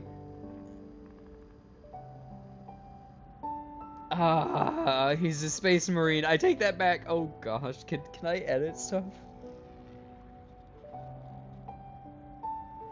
Well, I'm sorry. I didn't. Oh man, I didn't mean it. Okay, if anybody got offended, I'm really sorry. I did not mean any offense. Shoot, you're right. Nazi wasn't a friendly. I'm getting used to this. Hold on. I'm sorry to anybody who may have gotten offended. I did not mean anything in that manner. Black woman not offended. Okay, thank you.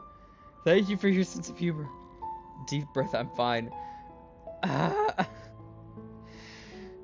feel like my heart is going to explode.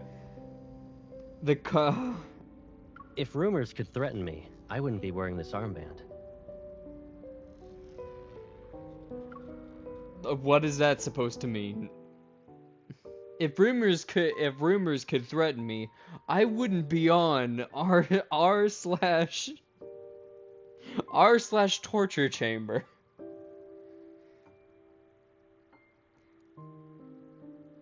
Exactly, Nasta. You guys have no idea how appreciative I am that you guys have a sense of humor. So thank you for understanding. Oh, shoot. Caleb's personal aircraft carries us away from Skyhaven's main island, and we go to the surrounding guard stations. Back to the game after that whole kerfuffle. Deep breaths. I am relaxed, and I am calm now. Golden sunlight traces the crystalline lines across the viewport. In the cramped cockpit built for two, I tell him everything that happened when we were separated for several months. All this happened in the span of several months? Man, this main character's been through a lot. She's gotta have some trauma after this. The researchers being killed one after another. The documents Grandma left behind. The Aether core left within me. Since Operation Aether Ordeal and the Spatium cores are confidential, I omit the details related to the Association's investigation. Caleb, the one who was pulling the strings in Eva. Behind his goggles, Caleb's gaze is unreadable. He grips a control stick and expertly guides the plane through the clouds. A Raph main? Honestly, Raphael, I think, is my least favorite. If I have to be honest. He's too egotistical for my taste, honestly. Yes, I know it's hard to believe, but the fish boy with a narcissism complex is he's kind of a he's kind of a Dixie. The text is not fitting on the screen. I understand. Let me do for you. 10 minutes later, the scenery projected from the starship's camera shifts to a floating, fragmented island.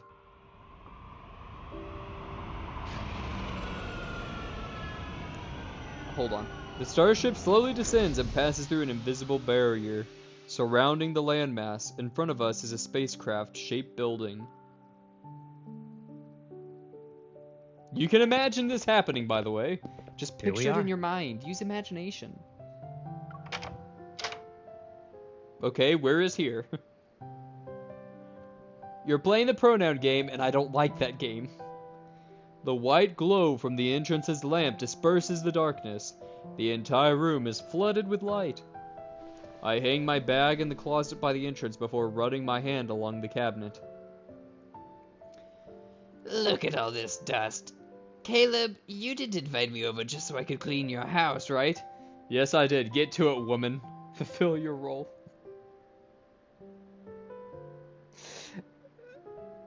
Okay, I realized as I was saying that I probably shouldn't... Moving on. This place is usually empty, and I rarely stay here. Of course, it's not exactly pretty. We don't need to address that statement. Just moving on. Move. I don't deal good when it comes to pressure. Give me a break, please. Holding a few jackets he took from my luggage, he lightly nudges my foot. Only the toiletries are left. Go ahead and sort out your stuff. Oh, actually, hold on a sec.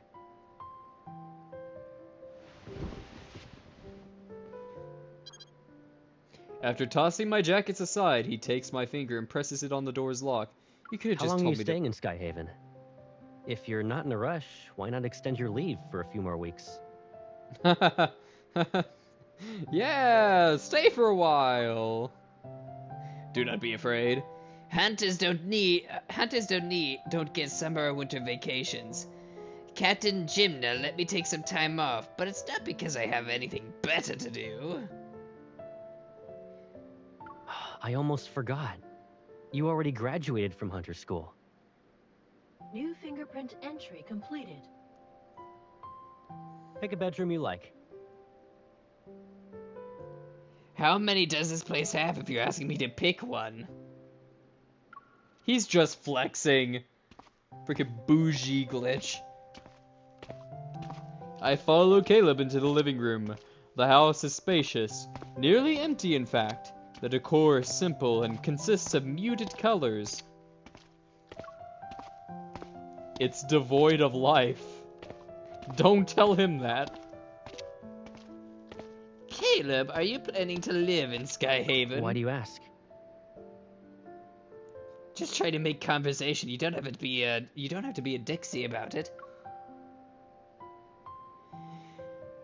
Doesn't this mean we'll be separated again?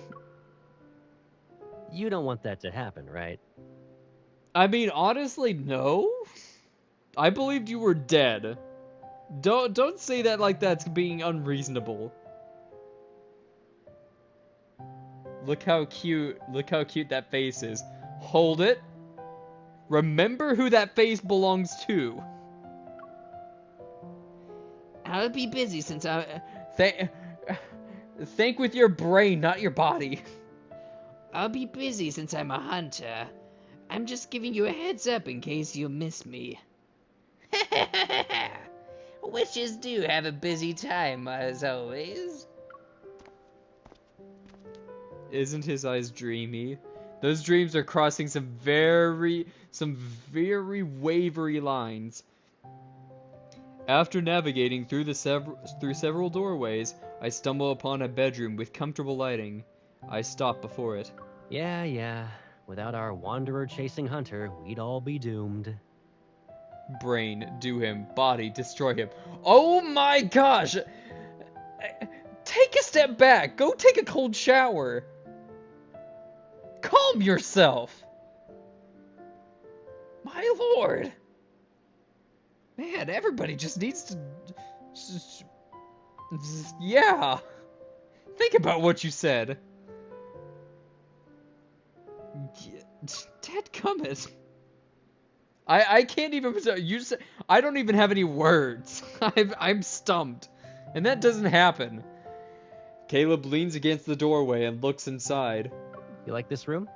It takes a very special kind of person to take my breath away. Nasta, you know this very well. Destroy him and make him forget about our childhood. Better? No, it is not!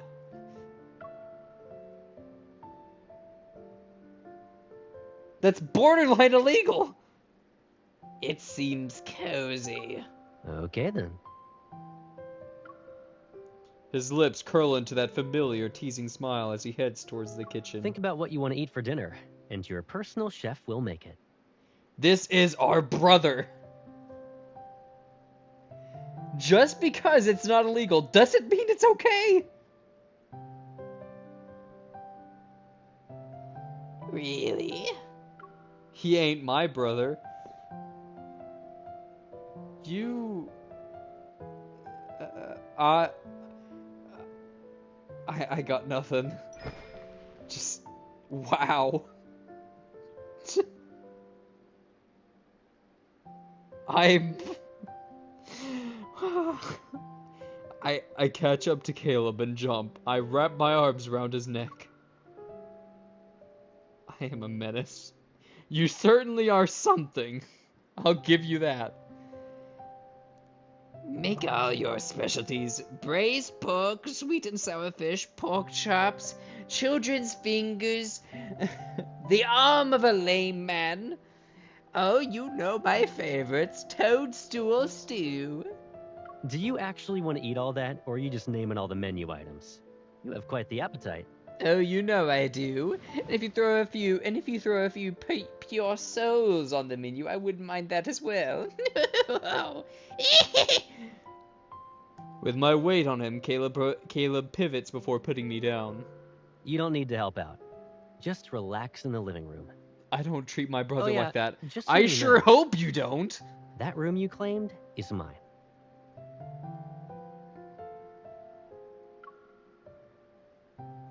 Okay, then I will choose a different room.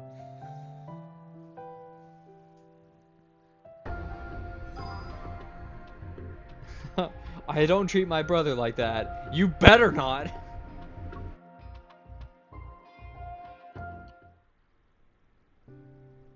After dinner, oh my gosh, down bad. I'm starting to realize what that statement means now. After dinner, Caleb insists on clearing the table himself. He tells me to rest, and he'll get my bedroom ready soon. I hesitate for a moment before deciding to ask him about the explosion incident. Just as I reach the terrace, thunder roars from outside. The sound alone makes me jump. Maybe it's because we're closer to the sky here. Yeah, that would be something. Seeing Caleb's busy figure, is that a figure that can be a thing? A busy one? I calm down a little. Caught by his gentle gaze, the words stick in my throat. I can only say a random sentence. Nice coat. I want a soda. Oh, it is.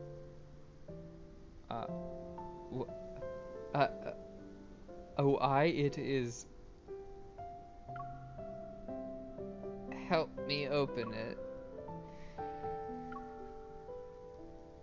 You guys have some talent. I hold out to him. I hold out to him, and I can't even read. What is she for? Yeah, I know. Right? I hold out to him. I can read, I swear. I hold out to him the can that I took. Caleb silently stares at me for a moment. Then the metal tab is popped open. Open it yourself and find it in her face. Yeah, she just asked for help opening a soda can. Her strength stat is in the negatives.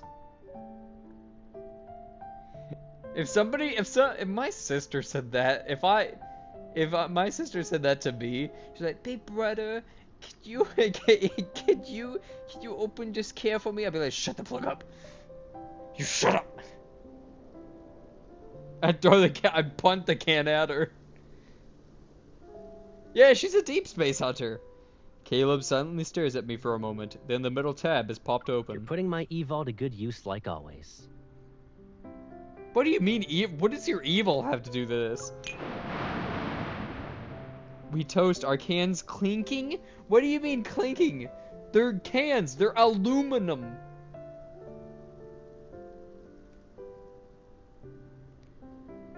He don't act like a brother.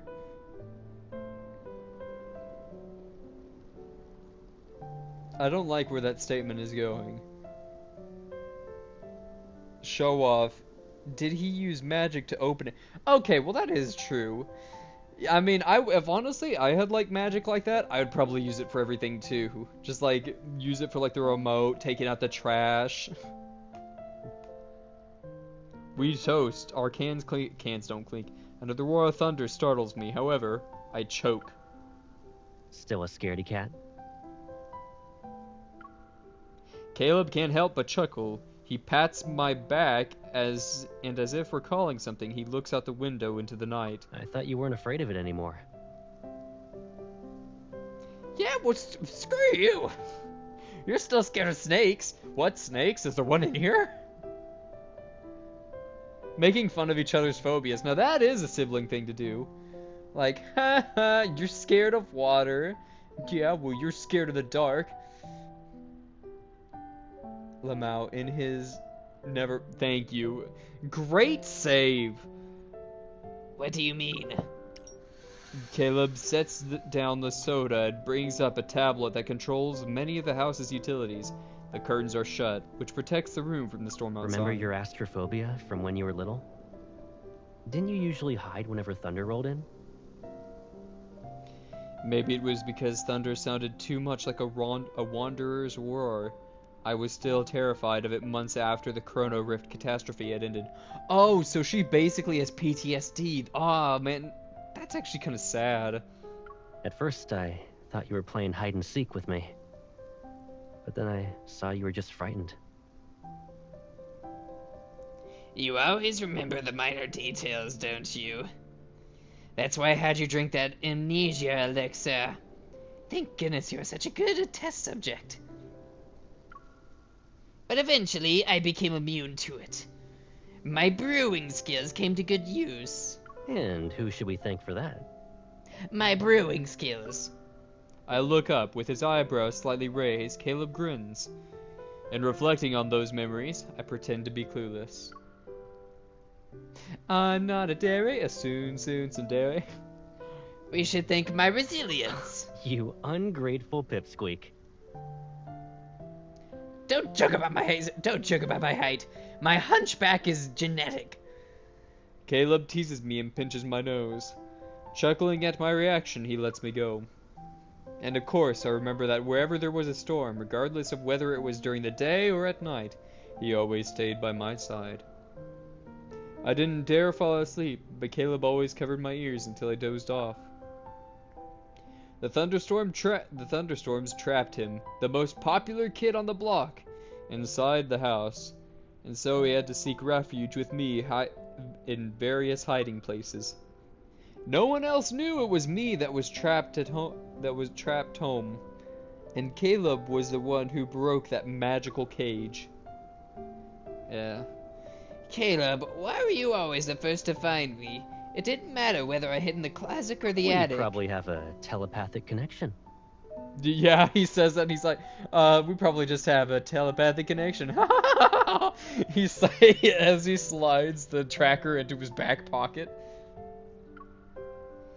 You just got lucky every single time, didn't you? Yeah, and? Doesn't matter if I'm lucky or not.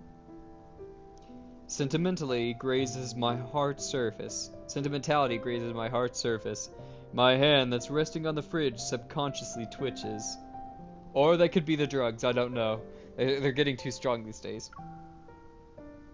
Why do I feel awkward all of a sudden? Well, probably because your dead brother came back to life and you guys are trying to make small talk. I mean, isn't telepathy usually something that twins have? Again, which makes this, if they... this whole setting is just setting off so many alarm bells for me. I'm getting secondhand, like, cringe right now. Like the ones who are involved in this incident? Thinking of those two that were affected by the explosion, my voice lowers. Over the next few days, there wasn't any progress in finding Kevy, and his sister, Mia, is still recovering. Caleb, You still want to investigate? She is a police officer.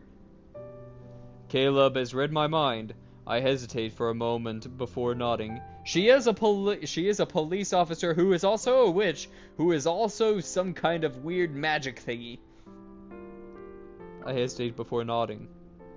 Kevy is still missing, and I need to know if Ever is related to that explosion. Ever, that witch coven, they've been hunting me for years. If I can screw them over, then I shall. She is now his potential girlfriend. I'll get important info that's connected to the Aether Core. Kevy might have already been marked as their target. The fleet will handle it. And even if you doubt them, can't you trust me? Absolutely not. I only trust myself and my familiar, Chimchi. I don't know exactly what species he is, but Chimchi is helpful nonetheless. Isn't that right, Chimchi? Good boy. Since you're on vacation, why not just kick back and relax in Skyhaven? I can't relax. Just let me roleplay here, okay? We're doing a dating sim. I'm not the weird one here. But Caleb, his sister must be worried about... Chimchi sounds like Mephisto. Yeah. Yeah, he does. does, actually. Now that I think about it.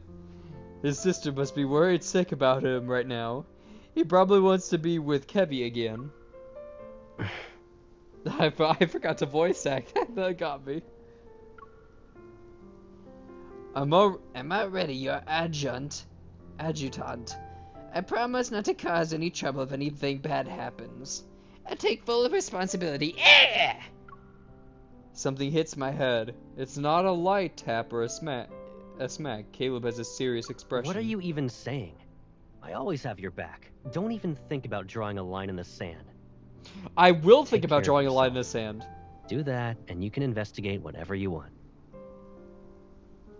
There should be many lines that are drawn. So everything draws to a close, does it? Can you not come home with me? I remember you saying you'd be fine by yourself. But it seems like you still want someone with you. I'll worry about you if we are always separated. Besides lads, that is an excellent... So what do you play? Lads? Yes. Lads, I play lads. I'm gonna go play lads. I love that acronym. What I play besides, Love and Deep Space? Well, I kind of play like a few games. I play, I recently played, FNAF, a scary game, though I don't normally play horror games. It's not so good for my heart. I kind of just play whatever has a good story for it.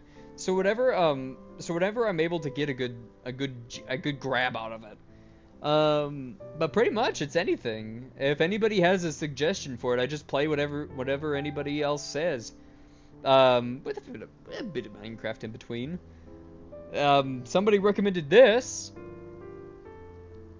Little Misfortune. No, I haven't played Little Misfortune, but I have gotten that recommended from quite a few people. So I'm planning on playing that next, actually. Once I finish, Lads. Once I finish Lads, I'll love it. Oh, okay, well, I'm sorry. We haven't known each other for long. But with you saying that, then I'm kind of concerned. Where is it for Is that the only reason? He shifts his gaze down after suddenly using a softer voice. There is no finish to Lads. You mean I'll be playing this for the rest of my life? This game has its claws sunken into my throat? Like, you have signed this contract. Now you're with us forever. The fridge door is slightly ajar.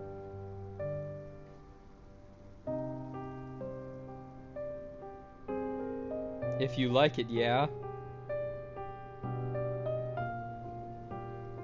God, what's happening? I don't know. What's happening here? I don't know. Don't ask me. The fridge door is slightly ajar and Caleb's hand rests on it. I'm seemingly trapped in this confined space. A cool breeze brushes past my shoulders. The faint glow from the refrigerator casts shadows in the depths of his determined, steadfast gaze. Is it just because I said I'd always be by your side? I don't know. Please go away. Please take a few steps back. You're too close. Please. I'm just messing around. What's wrong? Cat got your tongue? Feeling the tension dissipate, I pretend to be annoyed as I push away and change the topic. Don't. Move! It's so cold being in front of the fridge. I get sick. If I get sick, it's all your fault. Oh my gosh, the tension. Pure thoughts. Pure thoughts. Pure thoughts. Amused, Caleb willingly backs off. Alright. I'll keep my distance. It'll be like there's an ocean between us. You stick to your side, and I'll stick to mine. And welcome to the DimShow, Dim Fandom. You won't have to remind me twice. It's good to see you here on the YouTube side. I'm glad you're here. Listen, a lot of things have happened. I don't know how to explain it. I can't. Don't judge me. Oh yes, this show is multi-platform.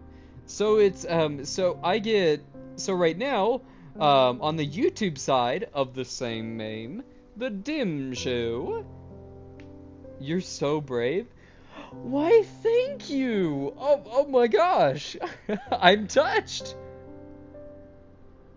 Some brother love stuff, purely legit, I swear. No. No.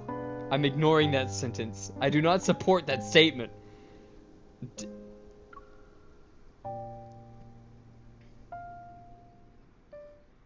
I'm glad this amuses you. Okay, all of you guys' minds, you're all sick.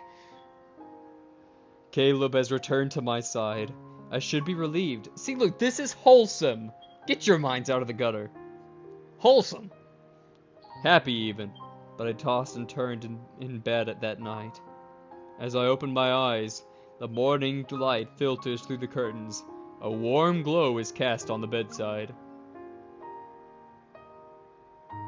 Ah! She's on YouTube! After staring at the dimly lit ceiling for what feels like an eternity, I wearily get up. The house is silent. She who? What do you mean, she who? There's two of you? I'm scared. Which is my favorite? What do you mean, my favorite? Which of the two of you?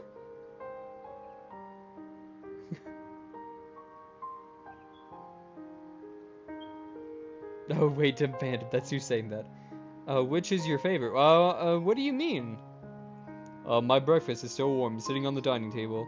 I notice a note tucked under it. Scared of what? Two of who? Stop talking on both platforms. I can't keep track of you two. The boys.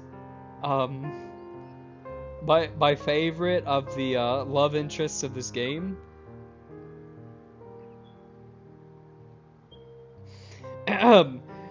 Your highest priority is resting and enjoying your meal. Everything else comes second. I smile as I fold the note. When I sit down, I get a voice message. He's stuck between the blondie and this guy. Dadgummit, shut up! I mean, I respect you as a friend, and I thank you for being here, but be quiet. Xavier, dadgummit! Oh, a voice message. Did you eat breakfast yet? I'll be sorting some things out with the fleet. I'll pick you up later. Yeah, okay. Oh, well, by the way, that was my character. I finished eating my breakfast while going over last night's plan in my mind. Alright, time to visit the medical center. You, Xavier. Okay, so my preferred two, if you guys must know, are actually Zane, the doctor, and Silas, cause Silas. Willow Medical Center, inpatient department, 9th floor, room 903. ... Mia. Zane is so dry. I don't want to hear about your tastes, okay? I'm not gonna sit here and be judged by someone, by the discussion, by someone who just went through the discussion we just had. Thanks to Caleb's oh no, a fire was lit. Thanks to playing Caleb's support. Dadgummit. I quickly find the place where Mia is recovering in. Zane. I'm terribly sorry, Adjutant. I need to focus on the game right now. Just listen to the story. Be quiet. Stop causing trouble. The patient has just recovered from being in critical condition. Visits are prohibited unless her primary care physician He's having a rough night, don't mind This him. applies to fleet personnel as well. Could I speak to the doctor then? I promise I don't have any poison apples for him. The nurse looks me up and down. There's a hint of suspicion in her eyes. Dr. Jones is busy with meetings with a visiting team of medical specialists. The earliest you can schedule an appointment with him is next week. I understand.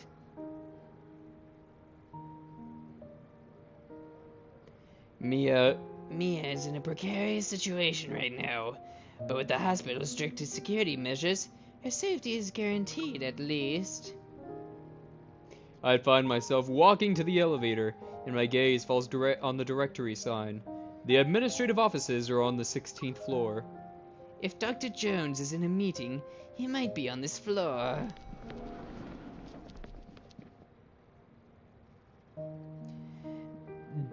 Ding. Ding. The elevator doors open. While engaged in a hushed conversation, several doctors step out. I guess I can only try my luck upstairs now. Just as I'm about to enter the elevator, a familiar voice cuts through my train of thought like a blade of frost. Zane? Speaking of... I mean... Zane? The figure wearing a white lab coat turns around.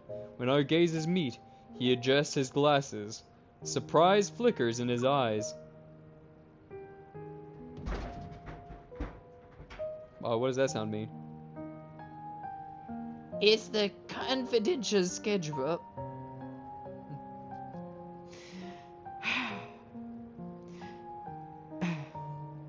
It's the confidential schedule you talked about a few weeks ago. Don't worry, I'll experience memory loss once I'm back. At the vending machine, Zane gets himself a latte. He gives me a bottle of pear juice. I think drinking like 2 bottles of energy drinks before doing this episode was a bad idea. If I'm not mistaken, a few days ago you said the association ordered you to take leave. However, I didn't think a medical center in Skyhaven was a vacation spot. Well, I didn't think hospitals were a doctor's spot, so She's not good at backtalk. He slightly tilts his head back to sip his coffee and frowns because it isn't sweet enough. He scans the department signs on the floor. You don't have to explain why you're here. It's obvious. Is it? I feel like you're making assumptions here. Maybe we're not on the same page. Hold on. I sigh and give Zane a rundown of the incident. Aren't you supposed to be like space police? Who are you to be delving all this information to this basically unrelated party? I figured I could talk to Mia and see if she knows anything about Kevy. Mia is no longer in critical condition. She should be able to receive visitors. I don't think you're somebody to decide that. Do you know Mia? Her primary care physician used to be my colleague. He mentioned her during his visit. Since Mia was exposed to a metaflux explosion, I checked her heart to ensure she's all right. So, how is she now? Yes, he is a doctor, and the sky is blue. Her physical recovery is going well, but she was badly shaken by the accident. Mia still displays signs of avoiding the outside world. Well, I mean, in her defense, that is kind of bound to happen. But you talking to her might help ease her nerves.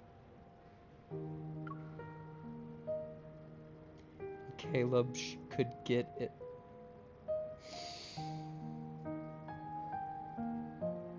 They all sound... Yeah, thank you!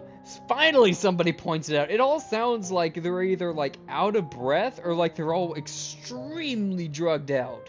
Which would explain their behavioral disorders. If possible, I'd like to try. It's like if somebody, like, came in with, like, the script for the VAs, and then they were just, like... And then the script just said one line, and it was just asthma. Women like that breath. Oh, okay, you like that breathy type voice? Zane types the floor, conditioning metal records. Then he looks at me. Give me a second. I'll ask. Did that do it for you? Dr. Jones, do you have a moment?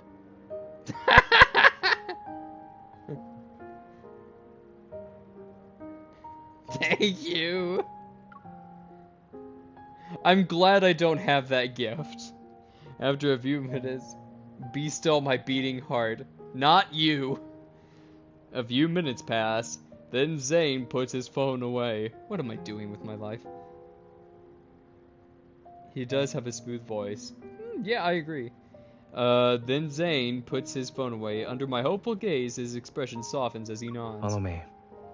I'll check on Mia's condition first. And if she's alright, I'll ask her. After hearing the visualization guides, I take a deep breath and follow him into the hospital room. I don't burn in the sun. I glisten. In the pristine white room, a young girl around 10 years old sits on the bed. Her face is covered in bandages. Mia, the nurse said you drank some milk today. That's good.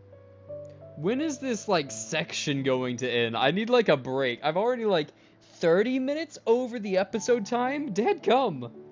30 minutes? It's been 30 minutes over? I've been relying too much on the audience to warn me when I'm getting close. Mia turns her head without responding. With a blank stare, she looks outside the window. I already read that. My brain is repeating itself. Brain breaking. Zane crouches down by the bed. He gently touches Mia's elbow. Since you listened to the doctor and the nurse, it doesn't hurt as much now?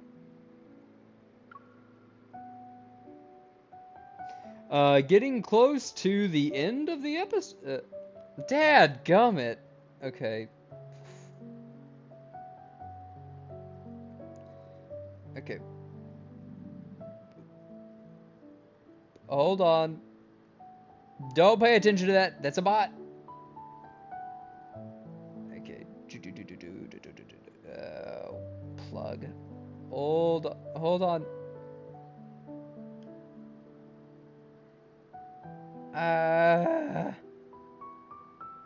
Son of a glitch.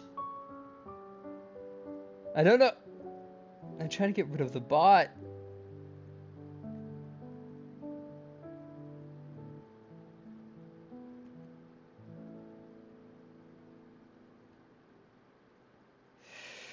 It's not letting me kill it.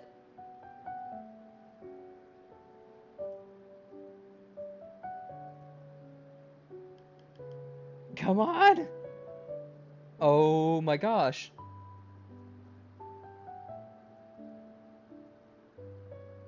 Nothing's working.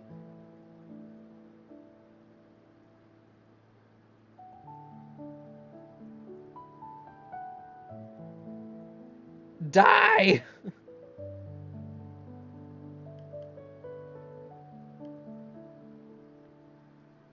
Literally nothing is. It's not letting me delete the bot's message.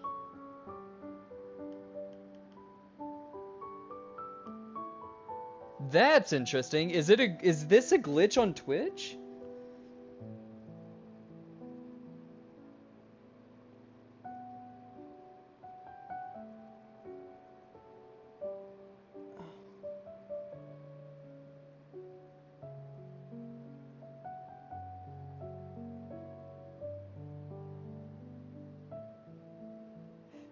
Yeah, am I in mod view in my stream manager? Yes, I am in mod view in my stream manager, but it's not letting me do anything.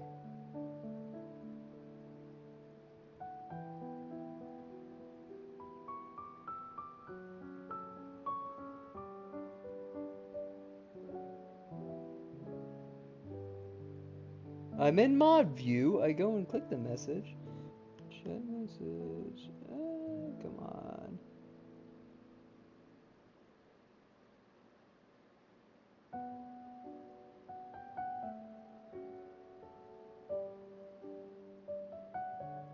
Ah, crap.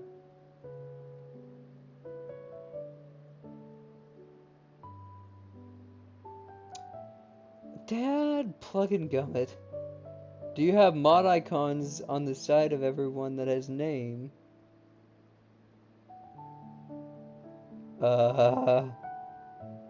I think so.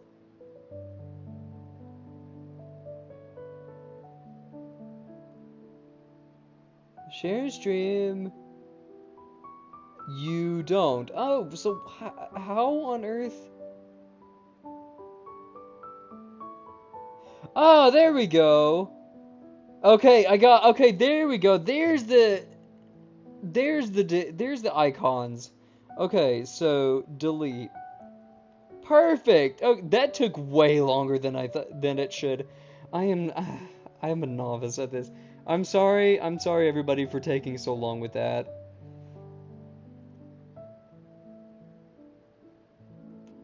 What on earth?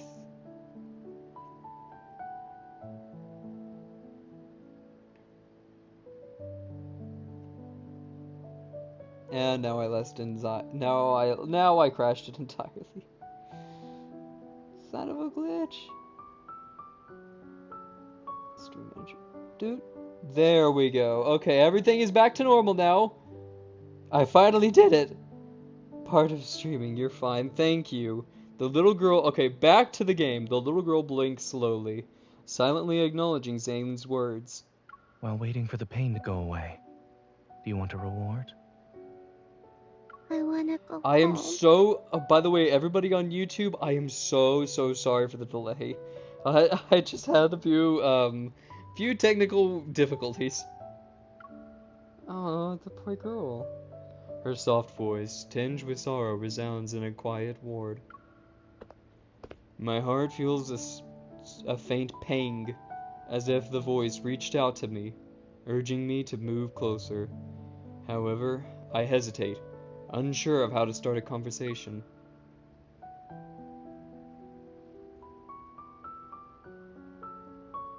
Seeing that Mia has noticed me, Zane speaks in an even gentler tone, which radiates reassurance. She's my friend. A skilled hunter who saved many children like you. I feel kind of bad interrogating a child. Huh?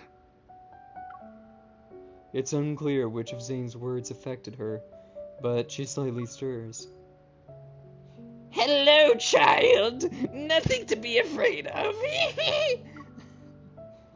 She's like, help.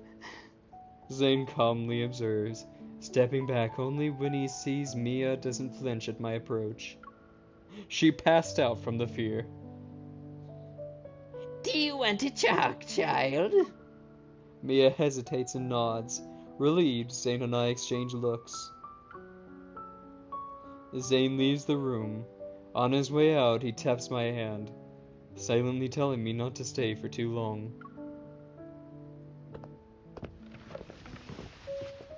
Taking a seat beside the bed, I tenderly hold her hand.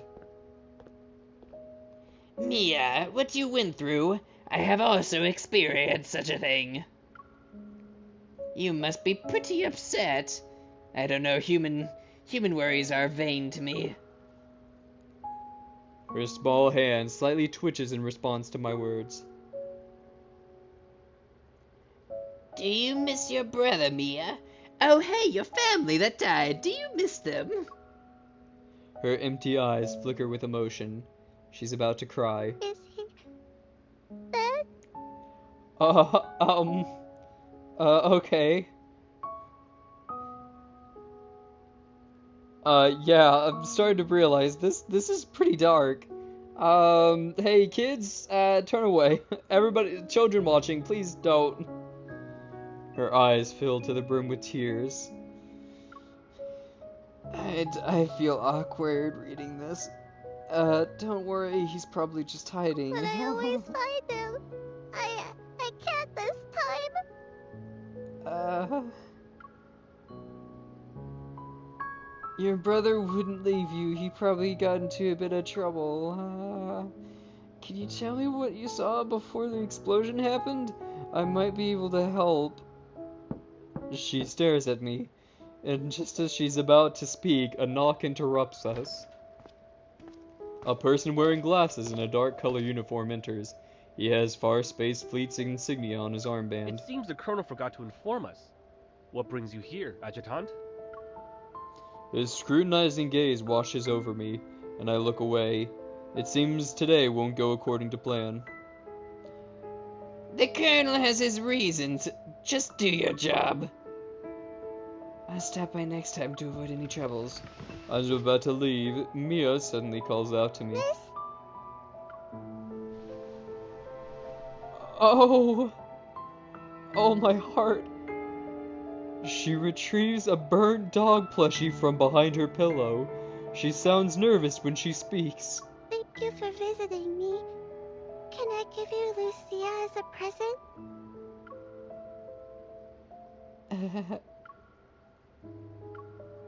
Sure. This game, really, might I remind everybody watching that this is a dating simulator? Please don't cry. Don't waste your tears on this. The emotional roller coaster I went on is gonna kill me from whiplash. It is, and a great one. I won't deny that. The people who made this game were definitely a cut above the rest, honestly. This is one of the most amazingly interesting games I have ever played in my life. I will, like, from an honest perspective, joking aside, and all that stuff, this game is one of... I think this is one of those games that has actually left a profound impact on me, on a very deeply personal level. It's like controlled chaos. I don't know. It's like if somebody took a Jackson Pollock painting and turned it into a 4D Tesseract and shoved it down my throat. But somehow it still tasted good. I don't know, I guess that's how I'm gonna explain that. V loves oh yes, I know you do. Alrighty, everybody. Well, I really went over the line here in terms of showtime, but I think it is time that I go ahead and wrap things up now. I gotta say that this episode was certainly a fun one, so I want to thank each and every one of you for coming here today. Miss Coffee, Nasta, Dim Phantom, all of you guys.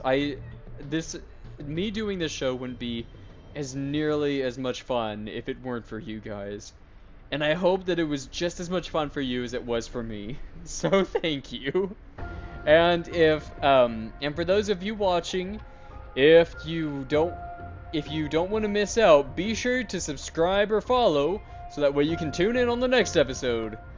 I'm not going anywhere, so don't worry about that part.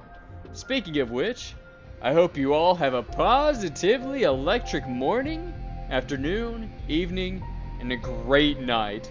I'll see you all in the next episode of this, or whatever this is. And I wish you all a great day. Toodles! This is the end card song. That means the show is over. And so I'm trying to hit stop while making up this little tune. Just gonna hit the pause button after pulling up the OBS. It's gonna be okay.